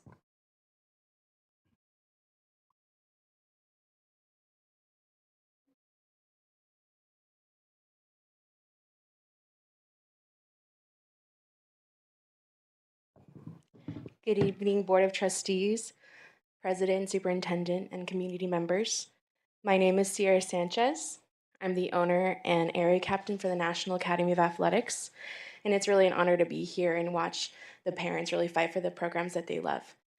I was lucky enough to grow up in a diverse and strong community in Anaheim, California, alongside my 2 older brothers and 9 cousins, all of us devoted to our athletics and sports. We played hard when we were young, and some of the very best times I had were out in the cul-de-sac outside my grandma's house, playing barefoot, basketball, soccer, and I'm really proud to come from a generation of three generations of sports coaches who loved their community and dedicated their lives to building up young people. Those experiences gave me confidence and lifelong friendships and truly a sense of belonging. And I want the kids of this district to have the same passion for play that I did when I was younger. Of course, unlike those really crazy cul-de-sac games with my cousins, the National Academy of Athletics provides safe, structured programs that focus on the physical and emotional well-being of each child, while still letting them play hard and have fun. Our programs are specifically designed to help children of all abilities. The goal is for the kids to have a lot of fun, learn sport-specific skills, and gain confidence on and off the field. We teach children about success, failure, and what it means to be a part of a team. At the end of the day, each child truly deserves to feel the joy I felt growing up, playing hard, laughing with friends, and knowing they have a place where they belong. And that's exactly what the National Academy of Athletics is here to provide. And I just want to thank you so much for your time and for the work you do for your students and your families. It would be an honor to follow up with the staff to share more about what we can bring to your district. Am I allowed to give flyers to the assistant? Okay. Thank you, guys. Please do give the flyers. Thank you. Dr. Bob, you have something? Yeah, I just wanted to add one more thing for my superintendent's comment. I want every one of our families to know, whether they're Jewish or Muslim or Christian, they are welcome here and they're our kids. And we will fight for our kids and we will fight for our parents because these are our children and our families of Fullerton. So those are my superintendent comments. Thank you. We're a public meeting, and so people have the right to speak publicly. And not that as people speak, we might not endorse what they say, but we have to allow people the opportunity to speak. So thank you. Moving along now. We need to approve the minutes from the July 29th meeting. So moved. Okay, it's been moved. Do we have a second? I'll second.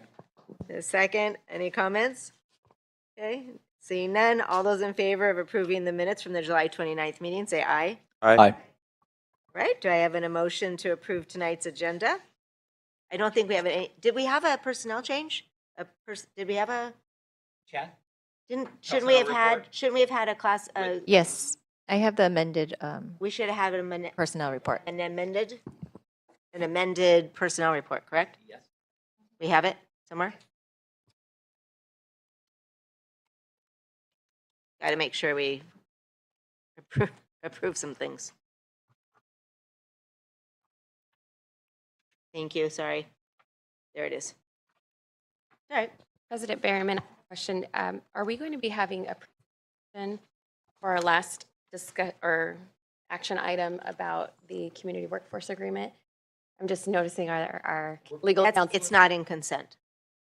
Oh, okay. Oh, As far as the agenda, though, would it make sense to move it up? Oh, for sure. You can move it up. We don't have a presentation. I do know. I think we have a couple people that just we've been working with and had a few things to say, but it's not a full we don't have a presentation after they just speak. We've been working with Andrew and working and we appreciate the work through this process, and then after that sharing. Any discussion you want to have around this matter? I'd like to move it up. That's what I think it was saying. Yeah. So can we move up F to A and then just start with F? So when we get to discussion and action items, move F up so that it's the first item that we address. Is that okay with everybody? Thank you. All right. So we're going to approve the agenda with that change. Is there a second? Second. Right. Any other changes for the agenda? Seeing none, all those in favor say aye. Aye. All right. Consent agenda. Are there any items that need to be pulled or discussed? Madam President, I'd like to just discuss item W on this consent calendar separately. W? You want to pull it or just discuss? I'll just discuss it. Okay. Anybody else have any you want to? I had a couple of comments. Okay. I just wanted to specifically call out the fact that I want to thank St. Jude Medical Center, Providence St. Jude Medical Center. They've awarded us 2 different grants totaling over $200,000 specifically to support our families experiencing homelessness. And a lot of the programs that I was able to meet with the city and discuss about all the great work and the fact that it's actually really making a difference for our kids. And the way that we're able to use those funds to create the community liaison position, the hub, meet the physical needs of so many of our families as well, so social, emotional, has really made a difference in our district. So I want to say thank you for that. And then the last I wanted to mention was that I know Dr. Soltero-Ruiz is going to a conference on human trafficking next week, actually, I think. And my only stipulation is that you give me a call and we debrief afterwards. All right. Anybody else have anything? I echo the gratefulness for our partnership with St. Jude. Being able to have that and to continue our years of collaboration is great.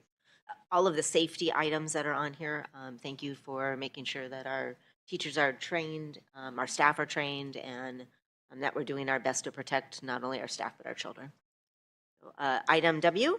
Yeah, thank you, Madam President. I'm not requesting a separate vote, but just want to comment my concerns on this item. Basically, item W is the Fullerton School District providing transportation services for a private school, Arborland Montessori in Fullerton. I'm concerned about being a contractor for what is effectively a competitor to the public school system, but being good stewards, being good partners. I will ultimately vote yes on this item. I know that we provide transportation services at a cost to other partners as well, to include local churches and other local private preschools. I'm concerned about this school in particular because the owner of this private school has expressed that, quote, in public education, policy is often shaped by elected officials, many of whom have never taught in a classroom. That creates a gap between ideology and reality. I'm disappointed by that statement because she has one campus 1 block away from Fissler. She has another campus that's across the street from where we sit now. She, instead of competing on her own merits, decides to besmirch what we do here at the Fullerton School District, and I'm disappointed, especially because she's coming to us, asking us to provide affordable transportation services for her private school. I would hope that she retracts those statements or identify what specifically is the gap between ideology and reality that we're implementing in Fullerton School District, and otherwise just express my disappointment. That's all, Madam President. Thank you. All right. Anybody else have anything for consent? All right. Do I have a motion to approve the consent items? So moved. A second. Been moved and seconded. Anybody else? No? Seeing none, all those in favor say aye. Aye. Any opposed? No? Okay. Thank you. All right. We're going to move on to our discussion action items. We're going to move F up because we do have a couple of public comments for that one. And we have an attorney. So we want to make sure that we get everything there. Do we want to present the item and then have public comments, or you want me to do public comments and then present it? Who's presenting? I think maybe Natasha should go first. So I think we should talk about the item first, and then we will open it up to public comments, and then we will comment amongst ourselves. How does that sound? Maybe Chad and Natasha will both talk about it. So at this time, we have our attorney, Natasha Swanhe, who will be here to provide us with a little more information and some update on the CWA. Thank you. Good evening, trustees, superintendent. It's nice to be back with you tonight. Congratulations on the beginning of the school year. And just as an aside, it makes me really proud to get to serve a district that is so welcoming and works so hard to make sure that all of the students of Fullerton School District are always supported by this district, regardless of their race, their gender, their status, their religion, or anything else. So thank you for all your hard work. Tonight, I'm here to present to you again on the Community Workforce Agreement. Per the direction of the superintendent and the board, the team has been working with our partners in the trades to come to agreement on a workforce agreement that can serve the district well. And we have now reached that agreement. The Trades Council is now in the process of having the agreement move through their approval process. And so the agreement has just a few changes from the last time that I was before you. We've changed the start date, and we changed a definition. We made some clarifications, but no other material revisions are in the document. And so now the document is presented to you for your approval. Oops, sorry. We'll have any questions for Natasha while she's up here? Because then I have a couple of public comments then. So we'll allow William T. Ward to come up and speak.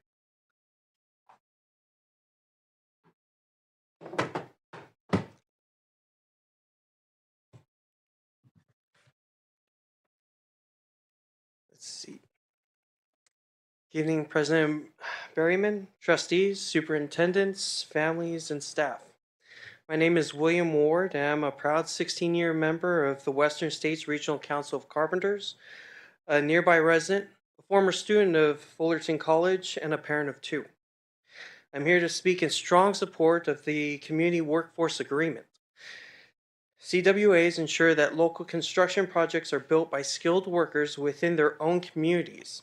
They create career pathways through apprenticeship programs and help keep the money in local communities. This agreement isn't just about building schools, it's about building futures for local families. I respectfully urge you to vote yes. Thank you for your time. Thank you. Andrew Gonzalez. Good evening, President, trustees, superintendent, and staff. My name is Andrew Gonzalez with the Los Angeles and Orange County Building Construction Trades Councils, representing 160,000 men and women of the building construction trades. First, I want to take a point of personal privilege to say about how awesome it was to see the speech and debate team here tonight. I competed in speech and debate in junior college and in college, and it's a vital skill in teaching the future leaders how to express themselves, how to have confidence in their public speaking, and lead others. And I really hope I don't let down my teachers and my teachers tonight. But I do also want to speak in favor of item 9F. This is a great win-win for the community, the school districts, and workers throughout Orange County. You take some pride in the staff you have tonight. They negotiated and debated well and for the interest of the school district, but I think we've reached a really great agreement here that satisfies everyone's needs. First off, you can rest assured that future construction projects and future facilities are built with the highest quality skill and labor possible without spending another cent on labor costs, because the prevailing wages you already pay are the same wages that we pay our union members ourselves. You're getting the best high quality for the same price. Two, your community benefits by allowing for focused or priority job placement for local residents, residents of this community, and residents of the school district, providing opportunities for the taxpayers who are paying the taxes for those bond measures we've passed here. We're so thankful for them, to give them first chance at opportunity for these jobs here today. And finally, by doing this, you raise the standards in your community by ensuring every worker, including those your teachers and your classified staff, and now those who build your facilities, have the benefits of union representation, raising their wage standards, raising their benefits, and providing for secure retirements that everyone so deeply deserves. Thank you for your time tonight, and I hope you vote yes. Thank you. Thank you. We have one addition, Miguel Alvarez. Good evening, Board of Trustees. My name is Miguel Alvarez. I'm the Executive Director of Workforce Development at Long Beach City College. Live right down the street here in Walnut, and formerly a Laguna Road, Ladera Vista student. And now I'm here. I would love for you all to vote unanimously on the Community Workforce Agreement. As a Workforce Development Director in Long Beach, we have a great career technical education program with Long Beach Unified School District, the community college, as well as pre-apprenticeship programs that are with our IBEW, carpenters, and other union organizations throughout the state of California. It allows for, from a CTE standpoint, access to high quality jobs and ensuring that all of our projects are done with the right trained employees within a local community. So not only helping from an economic development standpoint, but also being able to create a pipeline for residents of Fullerton that go through our educational programs. And I know how much you all have invested with MOUs with the Fullerton College, NOCE, and Cypress. So it's great to see that we are finally getting a community workforce agreement here at the district. And I've seen a lot of great work in the Los Angeles area around creating these high quality jobs and job placement. Students that were once earning $18 an hour are now able to earn over six figures without having to attain a baccalaureate degree and be able to create a family sustaining wage. That is an ability that we can be able to provide here in Fullerton, and to be able to see people say, your dad built that, your mom built that, I think is a great opportunity for this community. So thank you so much for the time. And again, I think it's great to finally see this at Fullerton School District. Okay. Do we have any comments from one up here? I just want to thank everyone that put their time and effort into negotiating this agreement, and I'm very pleased to have the opportunity to hopefully begin this program and begin this this relationship, and with our building trade partners, to have our students benefit from the insight and the expertise of these master skilled laborers, and to see these new structures going up on our campuses. It's very exciting. Thank you to everybody that participated. Anybody else? Yeah, I can add. I just want to also represent and recognize that this is a long time coming. I think our staff have been negotiating with and working with the different trades for many months now. I was looking back with Anna, we were talking about how the fact that we started this in March of 2023 was when it was first agendized. So this is the fourth time that we as a board have had an opportunity to think about and discuss, as well as a special study session where I know two of our trustees were not a part of that at the time, but we had an opportunity with our legal counsel, with different representatives of the trades, to ask those deeper questions more than just what's happening up here in the front, but really dig in a lot more. And I, when it was proposed back in 2023, was able to go and visit and see where these trade union halls are, to see how it works, to see the students that are learning. So I think there's a lot more that goes into this decision-making process than just what we're seeing here tonight. But for me, one of the biggest convincing issues as I thought about why this was a good idea for our district is I've been studying the issue and working in the anti-human trafficking world for over 20 years now. And human trafficking is especially prevalent in the construction industry. It's one of the top areas where people are exploited for their labor, and especially in climates where workers may be undocumented or there's a great demand due to natural disasters. Employers oftentimes take advantage of that vulnerability of their workers. And so using that to either not pay them appropriately, force them into unsafe working conditions, or threaten them with things like deportation or violence if they don't comply. So for me, when we were considering this, one of the first things I did was reach out to one of my colleagues, Paul Chang at the U.S. Department of Labor Wage and Hourly Division, and he is the human trafficking expert for all of southern or western region of the United States, and he is a strong supporter of public work agreements and unions. He said that the very best way to guarantee workers are not exploited, but paid appropriately, legally contracted, safe and legal working conditions, and no wage theft or payroll violations are happening. So for me, it's very much about the dignity of the worker, that they're paid appropriately, working safely, and that we as a very large employer through the work and construction we're going to be doing can guarantee that all folks working for us are doing it with appropriate pay, safety, and getting the very best jobs that we can.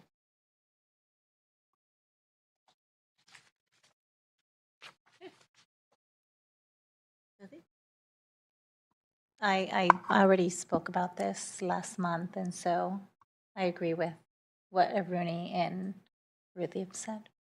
Okay, all right.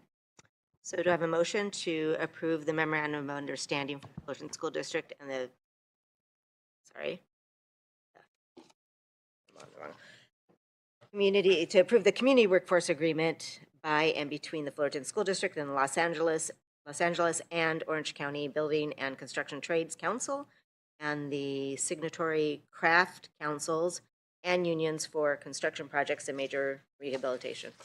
So moved, Trustee Berryman. Okay. Is there a second? Second. Okay. Any other comments? Okay. All those in favor say aye. Aye. Aye. I'd like just to make one comment.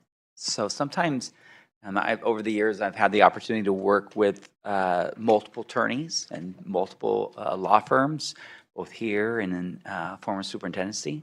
And I've had a lot of chance to meet really good people. But I just want to shout out to Natasha, kind of the unsung hero in this. Oftentimes attorneys maybe categorized wrongly in some cases, but I would say this idea of an attorney as a counselor, and there is a long history of that notion. And I would say, just as a shout out to Natasha, not only is she a good attorney, but she brings a wisdom and I think exemplifies that idea of a counselor. So thanks, Natasha. President Berryman, can we have a couple minutes break, please? Yeah. 5 minutes? 5 minutes? Okay, 5 minutes.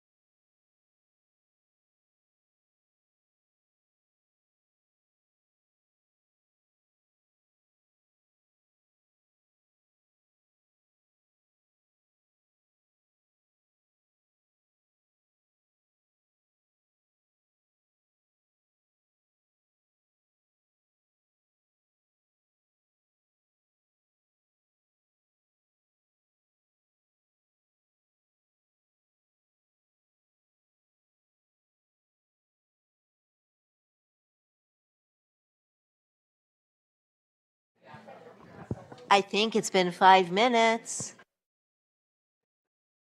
I'm ready to start so that we can finish.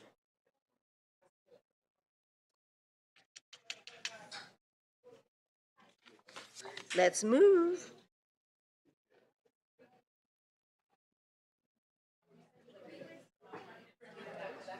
Good, good. Now, Dr. Bob? Where is he? Oh, I don't see him. He's. Ah. Oh, Dr. Bob, calling Dr. Bob. Boop, boop, boop. I think we also have Chad. Where's Chad? He's probably gone home to bed.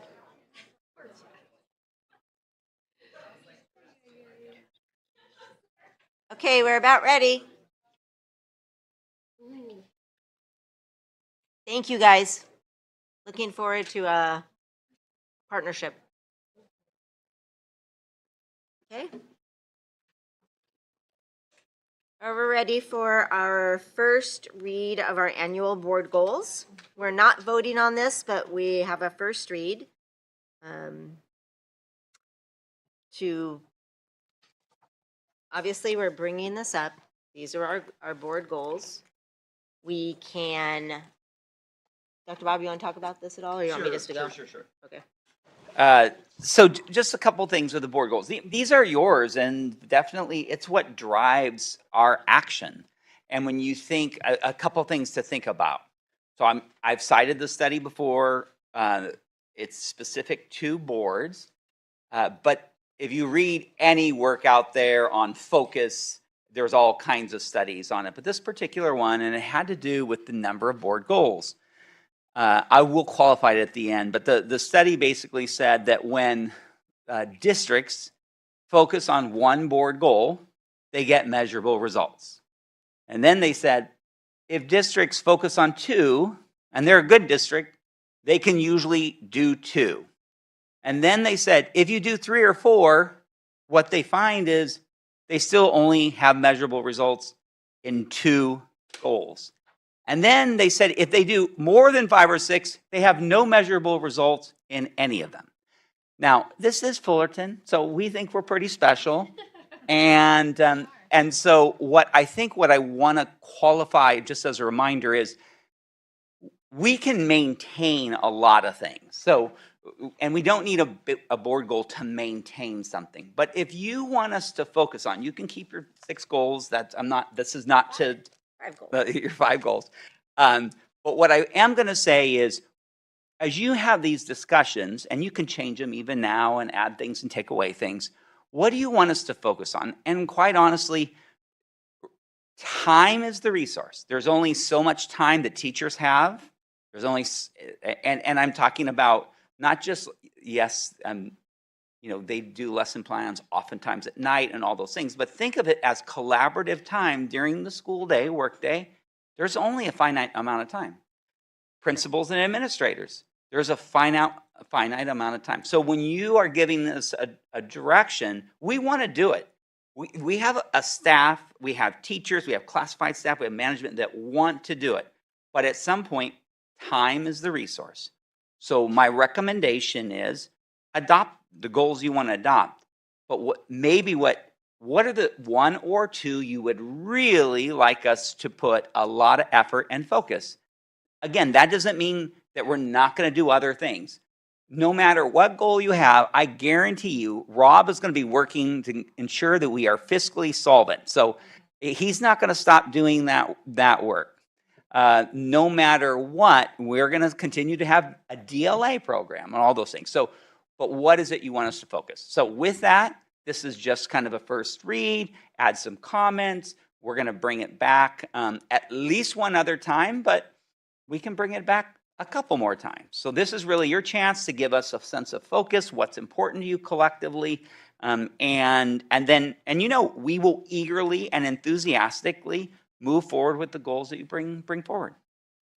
Okay, so I have a question from my fellow trustees. Is I think the first thing to figure out is if in fact anyone wants to change our goals. I think that I would like to gauge how much time we need on our goals. And if we don't think we're going to delve deep into them and do any big changes, then I think we can do something as you're saying, we could do it at the board table. If we're feeling we've got a couple new board members that haven't been part of this before, if you feel like we really want to take a look at our board goals and change them and really get and discuss them further and further, then maybe we do a study session. I mean, I think I want to bring that to this group because I don't, if we're going to start to dig deep today and it's an hour and a half, I'm not sure we have the capacity for an hour and a half discussion about board goals this evening. I mean, what time is it? 8? I'm open to finding out what you guys feel before moving forward. I know that for me, when I look at our goals, I know we spent a lot of time with these. I'm satisfied with them. I think that so I don't have anything big myself, but as I said, 2 new board members that haven't done this, we might want to dig into it a little bit more. So I'm open to having us all make comments on what you guys are feeling. Given that I was not a part of the conversation, I wouldn't mind having a day where we all come together and talk about this and have a conversation, because when we look at it, each goal sounds amazing. And yes, I want to do every single one of them, but they're very broad. They are, I mean, they have to be, right? Because they're goals. And you don't want to be specific and pinpoint certain things. So our district is so, so yes, I wouldn't mind having a meeting where we can discuss these personally. I think a study session is not only useful, but it's fun. And it's so invigorating, and actually it's really beneficial, I think, for new board members too. And it's great for the superintendent to hear what the new focus or the emphasis is going to be, because direction is most important, right? So I don't think I necessarily need a study session. I think these board goals are fine. I would actually favor elimination of some of them to have focus to help the executive cabinet. I personally favor 2 goals as well. I'm happy to provide just quick comments right now. For me, the thing that I'm continue to be concerned about is declining enrollment, and I think that can easily be addressed with the existing goals now. So I prefer and favor broadly worded goals that allow the executive cabinet some flexibility on how they can achieve some of those goals. Things like the dual language program, multi-age program, all the things that Fullerton School District currently works on that makes us competitive and sets us apart from other districts. That would be something that I'd like to see prioritized, but I think that would fit in the existing set of goals, no problem. If I can follow up on that. That was one of the things that I wasn't unsure of, because you said pick 1 or 2 goals. And like James just said, I would love to be able to pick 1 from all the different goals to focus on, because some of them are kind of, they overlap. And so like James just said, being able to talk about our specialty programs or, innovative new Fullerton School District programs that we really want to focus on, as well as the achievement gap, and talk about, bringing in new students to our school district. That's what I meant by let's have a conversation, because I would like to be able to restructure, not necessarily restructure, but figure out a way to incorporate more than 1 or 2 goals into what we want to focus on. Just as a side note, you can keep all 5 goals. I think, yeah. feel free. This is more about, I think, collectively, is there 1, 2 that you could all say, this is what we really want you to, yeah. Well, and I think part of that discussion is also shapes how then we do guidance for you, Dr. Bob, our superintendent, and we will be both in the next month be evaluating your performance over the past year and then giving direction for the new year. And as we direct the superintendent, we direct the entire staff, right? Because you are accountable for all the outcome of the entire district. So I do wonder if we can time it in such a way, I know we're getting close, but so that we can kind of maybe as a board focus in on what are the 2 or 3 things this year that we say these are the most important things. Put your energy, time, and efforts into, so that directs Dr. Bob, which then directs our district. Maybe it's not about changing our goals, but putting a asterisk and a highlighter on the things that we really want to focus on. And if we're going to start that conversation, I think it's meaningful to do it perhaps before our evaluation of Dr. Bob next month, if possible. I know we're all like, ooh. Well, I mean, it sounds like Are we saying it now? Yeah, I don't know. So it sounds like we've got some that possibly want a study session. We got some that are okay with as it is. I know that our goals set the tone on where our school district is going, and to change that midstream is kind of tough for Dr. Bob. So if we come up with all brand new goals this month or next month, that's probably not the right thing to do. But again, I want everyone to feel like they are part of this. So I think that picking, if in fact we're all okay with these 5 goals and what's in them, prioritizing the goals is kind of what I think we're looking for, right? Is kind of where do you want to spend? Where is it that we want to spend?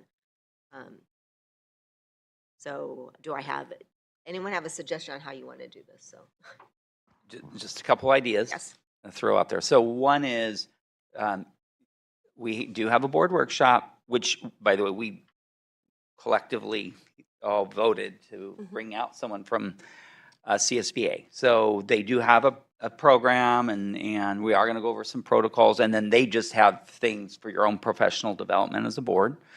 But that can be a time where we could touch on some of the board goals, at least for maybe a portion. In fact, it's even possible that she leaves and continue that discussion. That's on one opportunity. The September board meeting could be another time to talk about it. My evaluation, it is quite appropriate to talk about directing me on what you want me to focus on, which can be another opportunity for board goal discussion. So you could actually use the September meeting, the board workshop meeting, and you could do my eval as opportunities to talk about it. Now, if you don't think that's enough, then you can do also a board workshop. So whatever you want to do on that, those are just ideas. I think that's a great idea. I think, does anyone have big changes now that you want to present and then send us home to look at them? And then when we have a protocol meeting, we start to talk about that? Or do we want to just wait, spend some time with it, protocol meeting, talk about what if anything, we want to add, take off, keep, or what have you? I would suggest that at the protocol, maybe the 5 of us come with our top 2, if you can't choose a third, but areas within the 5 board goals, and there's bullet points. So to say, for me, number 1 is 1.1, narrowing the achievement gap for our students. I want to make sure, I would love Fullerton to be a place where family income, zip code, race does not predict the scores you're going to get on a standardized test, does not predict the thriving of our children. I want to see us make progress in that area. I bet you asked anyone Yeah. right now. Yeah, that's our my first one. goal. And I realize that that's incredibly challenging, and it takes so many people and so many. So let's cross off all the rest. But yes. But that's where our energy goes, right? And I think as a collective, we need to make sure that we are all on the same page. Yep. And that we're sending you guys off to do the right thing. So absolutely. Okay, so am I hearing this correctly, that we are going to digest these? Board protocol meeting, talk a little bit more about it. We may be done at the board protocol meeting. I doubt whether we're going to need more than 3 times to do this. It sounds like we're all pretty much kind of on the same page. I don't think there's going to be any big changes, looks like to me. But then we'll go from there. Thank you. Okay, sound good? All right. Moving on to resolution for the recalculation of the reappropriations. Oh, yeah. Rob, you come on up. Okay, I'm just gonna Can't even read anymore. read something here. So each year, school districts are required under state law to calculate and report their GAN appropriations limits, a spending limit established by Proposition 4 back in 1979 to ensure that government agencies, including school districts, do not spend tax revenues faster than the growth in population and inflation. So by approving this item tonight, the board certifying that the district's revenues and expenditures for the prior year are within the state mandated limit. This action is required by Ed Code and must be submitted to the California Department of Ed by September 15th. Normally, we would do this when we do the unaudited actuals, but our next meeting is September 16th, so that's why we're doing it tonight.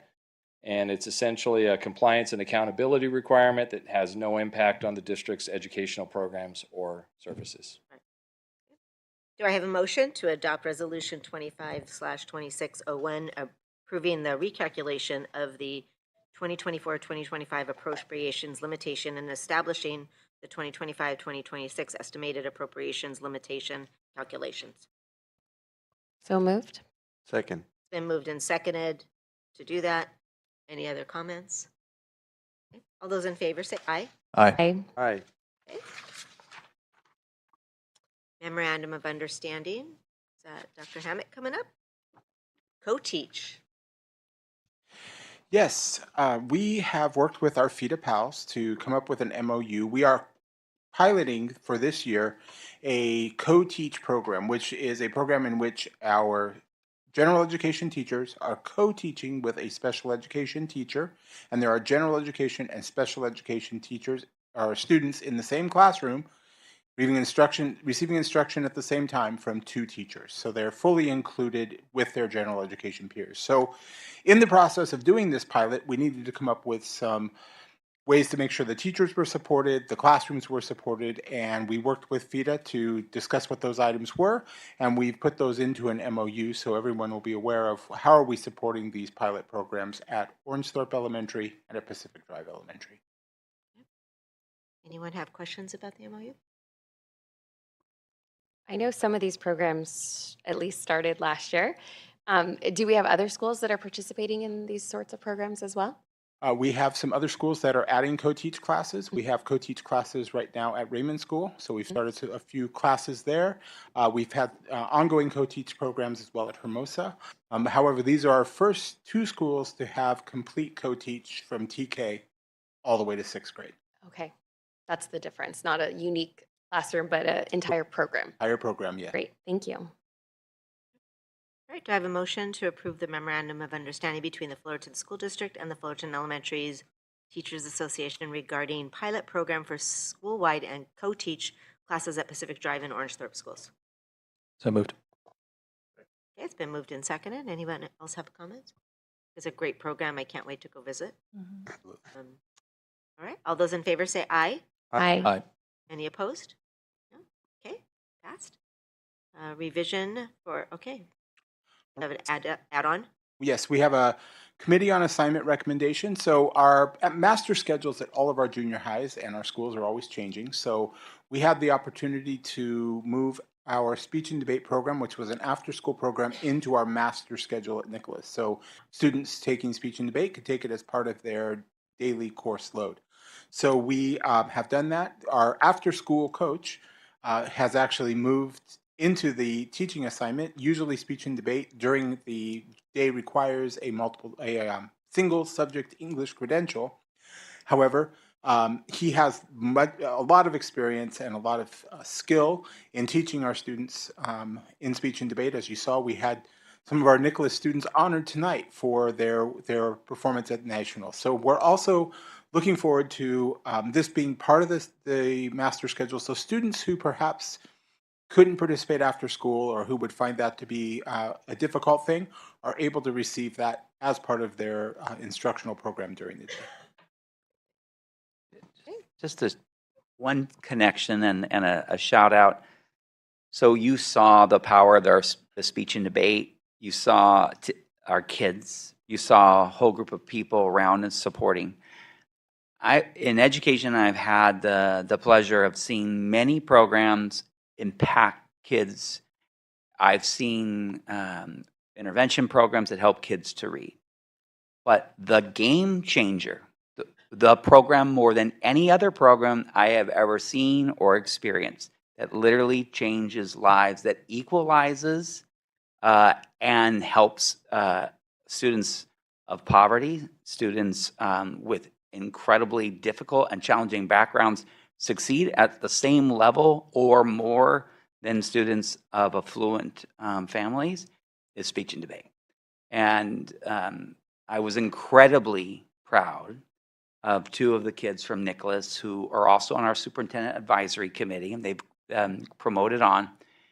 And in the advisory, we work with different kids. I get to mentor kids. We work with all kinds, but I also work with some of our ASB students. And in the past, sometimes I have seen a difference of ASB and even some of the leadership. I had the pleasure of having Alyssa in my group. And if everybody just closed their eyes, Alyssa spoke, led, influenced at a level as powerful, as strong as anybody else in the room. And you've heard me say Alyssa's going to run her own company. If there's a president that's ever going to be president from our district, she has a great shot at it. So as you think of resources and you think of ways that truly impact kids, interventions continue to be an important piece. But this is a program that doesn't just bring kids up to the middle or up to proficiency, but blows away and gives them an opportunity to have a major impact in this world. So a big shout out to, it's all of Emily, there's a whole team, but I am going to I'll give a shout out to Emily here, but the whole team that put that together. And I think when we talk about equity, it was important that we have a class at Nicholas. And one little way that we're helping to fund this is, so those of you, some of you have heard that John Phelps gave us $5 million in an endowment to be given every year. We'll have money that will be going to sites, and we'll be rolling that out. It'll be kind of a bit of a school site grant program. But one of the things that's funding is some help with our Nicholas class to provide the opportunity that our Parks kids have. And so super happy. And as you think of like, what can make a difference? A speech and bait does. It makes a huge difference. So. Absolutely. Okay, do I have a motion to approve the revision to add an additional committee on assignment recommendation for the 2025-2026 school year? So moved. Second. It's been moved and second. Any other comments? Well, we also approved in our consent item, I know programs for 4 feeder schools that lead into Nicholas to have elementary programs even more in speech and debate. So really appreciate that program. And Lucio Vidalis, who is also I love he builds our tiny homes. That man can swing a hammer. I guess he has a theater background too. So, he's doing it all. I love that. Yeah. We're glad to approve him. Renaissance man. Right. All those in favor say aye. Aye. Any opposed? Okay. Approve revised board policy 1312-1 complaints concerning district employees. All right. Yes, so this board policy was presented to the board for a first read at our July 29th meeting. Since the time of that meeting, the board members have made suggestions for revisions. Those were made in red on the item that is posted right now on the screens, and that was posted on the agenda. There have been just a few other changes that were more typos than anything that were changed. If you scroll down on the document, Anna, you'll see those in green on the second page, right there in that paragraph right below appeals. There was an apostrophe S on superintendents that should have been superintendent. There was a word accurate, which actually should be sufficient to match the sentence up above. And then the second sentence was rather lengthy, so to make it a little more readable, that sentence was broken into 2 pieces. None of these really make material changes to what was presented to the item presented in the suggestions. So at this point, it's the board's work now to look at the suggestions that were recommended and then decide whether to approve those suggestions and approve the item or to make any additional changes. Okay. Do I have a motion to approve the revised board policy 1312.1 complaints concerning district employees with? I motion to approve the policy with the revisions and changes. I'll second. Any conversation? Anyone? No? Thank you for the changes. Thank you for all the hard work. All right. All those in favor say aye. Aye. Any opposed? Okay. All right. We've done F already. Oh, is that it? Contract. Wait a minute. Hold on. I think we have a We have another something somewhere? Board policy first read. Sure. Administrative reports. Okay, so we have a first read. First read of school facilities. Okay. Yeah, so this is the first read on this policy. This policy was revised based on CSBA, but also through the work of an ad hoc committee that was established by the board. So this is the first read. Not taking action tonight. So if any of the board members have suggestions or changes that they'd like to be made, they can let us know, and we will reflect those and provide the board with any of those changes to review. I just wanted to say that it was an absolute pleasure serving on this ad hoc committee. Going forward, I really encourage the board to consider this type of vehicle to address issues that are maybe out in the community, maybe something about how we do things here at FSD. Rob was so knowledgeable. We were able to bring in an attorney, Natasha, who's been helping us out with so many other things. And, as we said a number of times, the district hasn't made any missteps. Rob's leadership, all of our staff leadership has been wonderful. It was just a way of putting down the good decision-making that they already do, putting it down into a board policy and getting it written so that we wouldn't stray from it. So I just want to thank you so much, Rob, for all the great work that you've done over the year. Well, thank you. I'd also like to add, so a lot of our effort was into the administrative regulation. Didn't have administrative regulations, and I've shared all of those in the communique. The board does not approve administrative regulations. And in doing so, we looked at our board policy, and it's been 35 years, so time to just redo that one. Maybe just one more thing. It was really at the just the thoughtfulness of Trustee Hanchett that this became something that we wanted to pursue, and asking questions, really thinking about why we do things, thinking about what's the benefit and what's the goal that we're trying to achieve. That just comes through in everything that you really put forward into your thoughts and what you bring to all of our meetings. And it's just such an honor to serve with you and to really follow along. I'm really grateful. Thanks, Ernie. Appreciate that. All right. So that was a first read. I do have some suggestions that. Didn't you make the policy? So we worked on the AR. Sorry. Yeah. Sorry. Yes. The policy is CSBA, so we didn't work. No, They did not work it's the policy. rewritten. No, she rewrote the whole policy. No. I rewrote the ARs. No. We focused on the ARs because that is where the details are. And that's where I think the piece that I would like to pull out from our unique Fullerton School District administrative regulations is what AR stands for, and make sure that they're integrated into our policy, which you're right. This policy is very formulaic. It's kind of a shell. Whereas the administrative regulations are much more detailed. And, we got into, can you have tobacco on campus? And what if you open the wine or if you sell, you're giving it away in a gift basket? We got into all those details. So that's where, that's going to guide staff on how they make decisions. However, policies are meant to last, right? The last one was 35 years. I think that it is critical that while administrative regulations sometimes do depend on the staff and kind of what's happening and the philosophies of the group at the time, I would like some of these to be put into the policy, which specifically is our order of how we make decisions. So there is a section in the ARs where it says that our school use of facilities will be given in the following order, and it's priority 1 are activities related to educational purposes, right? The district-sponsored events. Number 2 are the events and activities to serve the youth of the city of Fullerton. Number 3 are the use of facility for cultural events, activities, supervised youth activities, civic and service groups activities. And then 4th is really outside groups who want to pay to use the space.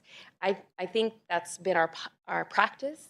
It's something that we all agree on is the order, but I think it's beneficial to have it in our public policies so that it's clear to future generations and it's clear to the public if they're looking to say how do I get use of these facilities, that it's a very clear prioritization of how we make decisions. So I would like to see that included in our policy. I can absolutely send these directly to Rob, suggestions, but it's just basically lifting from the ARs that we created. I don't have a problem with that. Does anyone have a problem? I think it's easy for people then to see what it's transparent. Yes. Exactly. Yeah, and I loved the way that was broken down because it's very detailed and it's easy to read. I agree. Mm-hmm.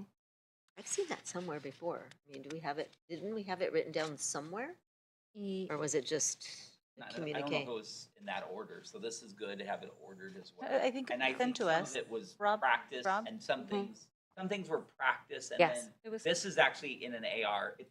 It's going to be this is better. It's And so for clarification, I mean, we could take it word for word, or we can maybe kind of summarize it a little bit more, but have the priority 1, priority 2, and just what it is that decisions are made in that order. You're right. Typically, board policies tend to be a little bit more general, but to have that in there and then, so I think it's good for we'll people put some stuff together and I'll share that. because ARs aren't public. I think that it is good for the public to see what our priorities are. Well, no, I think the ARs, I think they can see the ARs, can't they? Yeah. I mean, the ARs are, But I meant but public. It's good to have it in the policy. correct. Yes. Question for you guys with the polling places. Was that something that was mandatory to put in there, or did you guys just feel like you needed to do that? For the board policy? Of the school facilities as polling places, we put that in our new policy. We do, you know, it changes. That used to be a bigger issue, polling places, and it could become a bigger issue. So to have that in there, it kind of just, it spells it out. And we're required to store polling voting machines? During the time of voting. Without cost, the storage of voting machines and other other vote tabulating devices. Right. Well, there's many things. The board may authorize use of school without there- cost for the storage. There's many things out there, you know, in an emergency. I mean, they take over our bill. I mean, so I'm not surprised at that. That's just something that schools do and store the equipment. What if we don't have any room, and what if they break? What if we tamper with it? If we have, Are we live? yeah, that's a good question. But I mean, typically, if you don't have the facility or don't have the room, you say, well, we don't have the room. But if you do have the room, how do we protect it? I mean, I just would say, I mean, that opens us up to making sure that they're protected. And I'll do it. I'll protect it. sorry, I'm sorry. correct. We'll leave No, it. correct. And I think this is probably an ed code. It goes back to a time when voting was done just on one day. Yeah. And so now it's a period of time. And so Right. well, I can check with Natasha. We have had polling here in our district before. Right. Oh no. Yeah. Oh, yeah, okay. I remember the days. Yes. We didn't have to store their polling stuff. I just worry about the liability of that. Yeah. And I'm just, And who would be responsible? I'm sure we're going to add that to our principal's list of things to do. And you guard the polling machine, It's a big job. guard the ballot box. Well, just tell him Rooney said he would do it. Okay. I'm sorry. No. Valid point. Okay. Right. If there's any other comments or questions or what have you, this is first read, so make sure that we do that. And then you'll get that out to us again with the additional changes. Okay. So if you have more changes, you guys, if you can get them to Dr. Hammett, get them to them before the next, give them a little bit of time. Yeah. It's nice to have them beforehand so that we can look at them. Okay. Oh, we're at the end. Future items that the board would like to ask for. Thank you, Madam President. So I'd like to make a request for something to be included in the next communique. Basically, I had a community member reach out asking about the Parks Gym renaming, but I think it's clear from the committee that was formed that the community prefers not to name after a singular person, but this person said, in spite of that, really wanted to honor a former alum of Parks and Sunny Hills who enlisted in the Army and was killed in action shortly thereafter, a year older than I was. I'd like to honor that request. So something in the communique along the lines of, maybe a plaque that we can include in the new gym. It's not exclusive. We're not naming the gym after a singular person. Many other community members and other figures could be similarly honored and nominated. So I'd like to make that request. And we could come up with a little process. I mean, at some point, it's not as big as naming, and so it is something we do plaques. We've also done trees, we've done benches. So, I mean, this is something that we can do. We could write up a little process, send it to you, and then potentially, if there are other board members that would like something included, you could do that. And so if you're in favor of that, we'll put it in the communique, and if people don't have a problem, we'll just move forward with it, but we'll give you the process if you have somebody else you want to nominate.